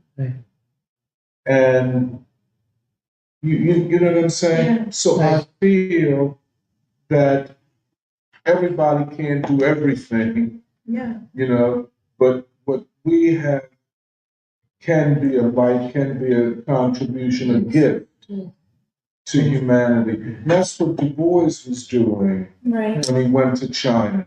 In spite of him, it being illegal and everything else, to go there and to be photographed with Mao, you know, to say, I want y'all to know us and I want us to know you. Or Robeson singing the national anthem of China.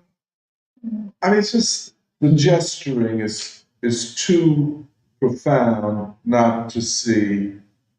And I think it's always, I get this feeling that they always do it with profound love, profound generosity, humility, you know. That's what I think. No, I agree. And you know, the other thing is that also, I think in Chinese society, there's a willingness to accept that. Yes. You know, willingness. And I think the further away you are from the white supremacist social system, the more there is that openness and, you know, wanting to accept, appreciating the message of different civilizations and being able to accept it. And it's not like this, this kind of what this ruling class does is really what you're saying about the immigrant coming to America, don't go there, don't, and creates this division. And it's always, because I think about this, it's just why is it so natural for people to uh, look up to, or even take Chinese, when we were doing this thing for Paul Robeson, and we reached out to some of the people we know in Shanghai, and they said, oh, we'll ask Zhang Weiwei, and he said, if it's Paul Robeson, I'll do it. And, he, and I'll send this message, and the younger people, they were like unsure. They said, "Oh, he's busy and so on." But he said, "No, for Paul Robeson, I'll do it." And it's such a natural connection. People want to accept it, and so that's and what's standing in the way is this ruling elite. But the example, Song Chi Ling, right? You know what I'm saying? A member of the Communist Party, revered as, I think Kathy told me, is one of the major figures in all of Chinese history and civilization. Right. And you could see, so yeah. Well, the reason I got emotional is because I do think, like what Nancy said is true, that, it is a question of, there's a human question that I think China will have to face, but I think I got emotional because I think one of the major ways the West attacks China is by saying they're unemotional people. Right. Mm-hmm. That communistic society is like not human. Right. I don't know why I'm so emotional about it. I just think it's a way of also breaking, like, you take America, a society that's meant to break human beings in different ways. And you predispose them to be prepared to not see China as full of human beings either. So that war is not a human life. I don't know. I think I just got emotional because, I think I just think it's a tool that's used against China a lot. That it's like, I think it's also some things that, like, I assumed when I was young too, that China is very, like, mechanical, like, not human. And even, like, the poverty alleviation program is, like, propagandized as, like, hyper technical, like, just solving a problem. When to even have the will to say, like, this is a primary concern, it's like, because it's a human concern. Like, what about, like, all those people who, like, are not, like, all the people in the rural areas who haven't caught up with the cities yet? That it's, like, to eliminate extreme poverty is, like, a human task. I don't know. I think that's why I'm really emotional about it.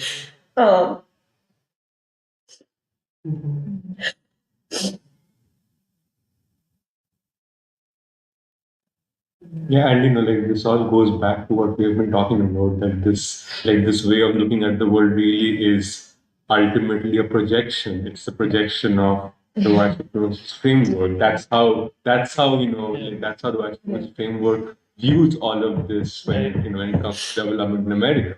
That's how it has viewed it, as a technocratic enterprise which is removed from human questions. And no wonder that we are all encouraged to see China in that. It comes straight from that. Yep. This is, it literally says that nothing can be viewed from the standpoint of Western white civilization.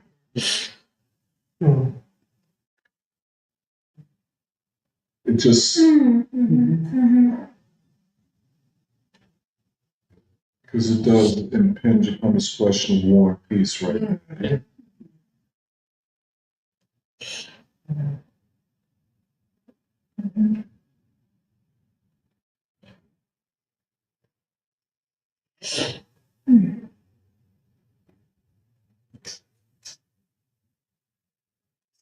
No, I didn't mean to stall. Sometimes you need to take a moment anyway, so that was fine. Sometimes you need to take a moment anyway, so that was fine. I promise you.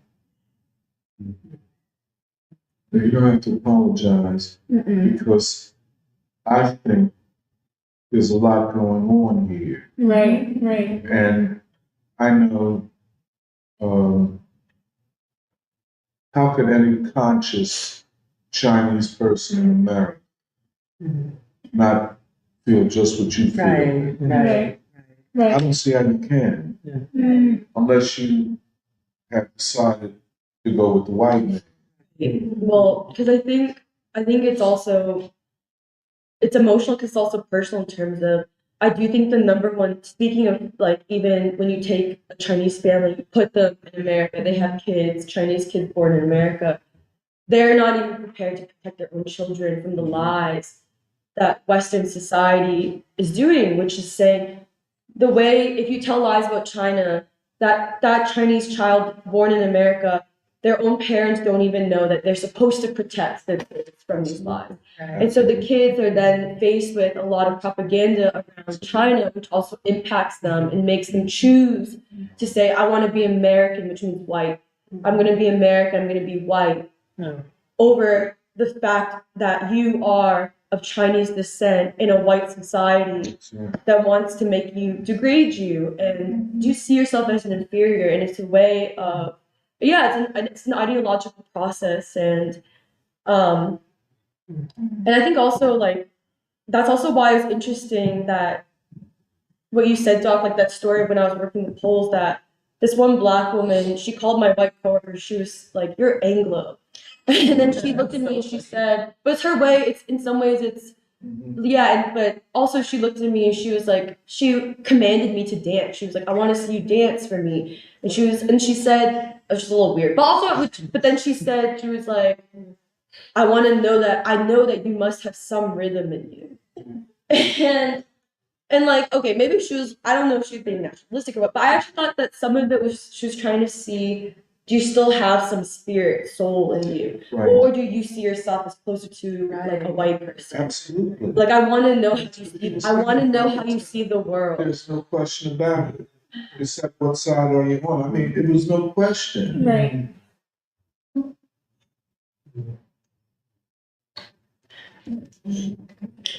But what you're saying, I mean, outside, the thing is outside of the white world view, I mean, there is such a natural connection between civilization. And it's so effortless to take and to give, And I think that's what we're also trying to say about,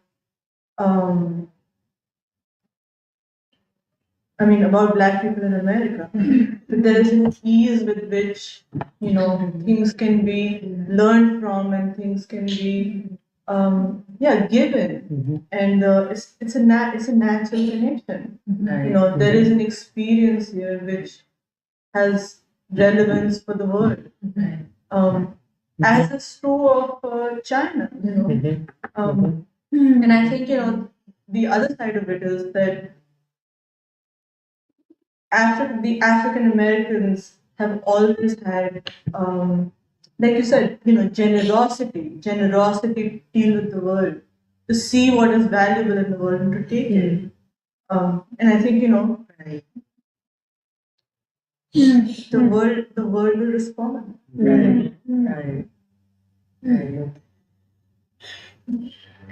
Okay, fine. Really lost thought. Well, that's also why what Serafina said about beauty, I think, is important.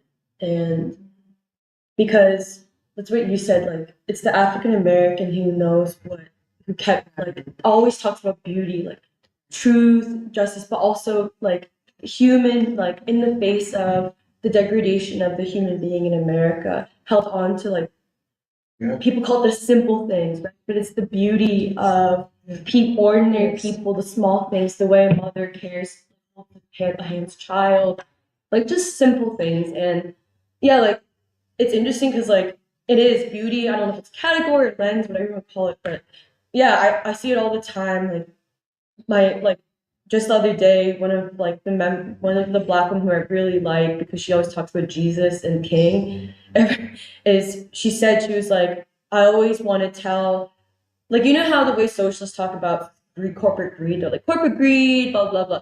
She was like, she uses the word corporation. She says, what I want corporations to see is the beauty of me and my coworkers. Like, it's category beauty. It's not just about like, you owe us money, which they do. It's about like, I want you to see, I believe people deserve to be complete. Right. I think they should see the dignity. Like, if you could take a drop of the dignity of the housekeeper and turn them and make that like that principle run the nursing home, Right. it would change things. That's how they talk. And Right. yeah.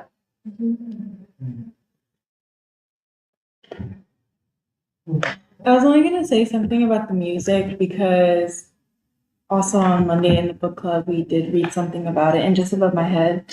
And it was a moment between the father of a musician who was teaching somebody else who was his best friend to play piano. That scene between Peanut and Paul. And the dad was like, you worry too much about the beat, but the beat comes out of the time, the space between one note and the next note. You got to trust the time you hear. That's how you play your song. And like Baldwin trusts like faith in life, like that, however which way he put it.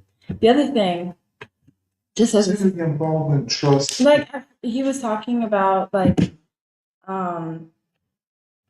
something about life, like having faith in life. Like I forget the exact quote, but the thing about trusting the beat is also the same thing as if you trust life, have faith in life.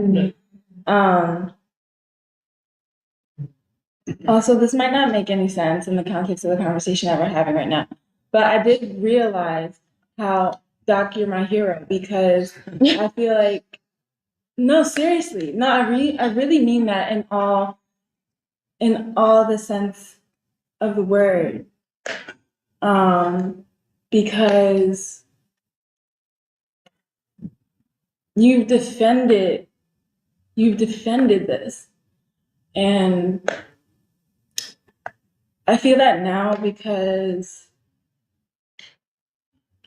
I think I'm better understanding almost what people have said in the past, like, or like how people respond to free school in a way, like, you know, the things that people don't say. The Black people that see and don't say, but know, you know, like the same thing of the nursing home who would want to kiss you is the same thing. It's the fact of what I'm trying to, and think, or at least in my head, something about the nature of all the things that depend upon the truth, all the things that really depend upon something that isn't white, something that isn't what it, like, I think we all have these narratives, like I was destined for a higher echelon, or I was destined to be a puppet, or I was destined, you know. And the other reason why I reflect upon that is because also Nandita and Raj are here. And I think to a certain extent, we have, like, there's a nature of being in America where it seems like we're struggling on our own. And it's not exactly the fact that you guys are from India, but it is exactly the fact that there is a world outside of America, that sometimes it's easy to overlook, and at the same time we are in the middle of an epic crisis that has not really been overcome, and when it is overcome, it would mean the world. And I think I'm reflecting upon that now because you started with this also. You were inspired, and that word inspiration comes from a place too. The reason why any of us struggle at all, or at least for me, I think I struggle at all, is for exactly why the tears come from, or where our emotions come from, which is to say, I don't think I would have ever thought that I knew people who would reach out to otherworldly people in order for a stage of humanity to be achieved, for freedom to be achieved. I didn't think that I would be a part of, or I didn't assume, or I don't think it would have been told to me that the songs that I would sing would matter in a certain sense to my conscience, to make me accept things that I didn't think that I would need to accept about God, about like real truth and how you live by it.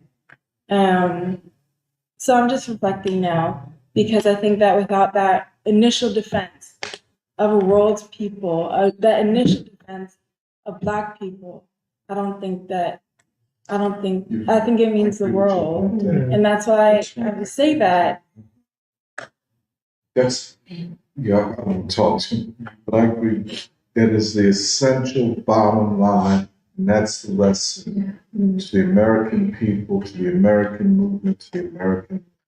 If you don't see what we're seeing, you can't see anything. You see very little. I agree with you.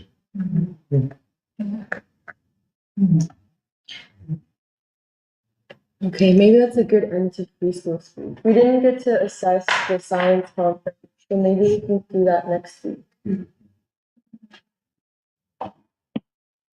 Okay. Bye. Bye.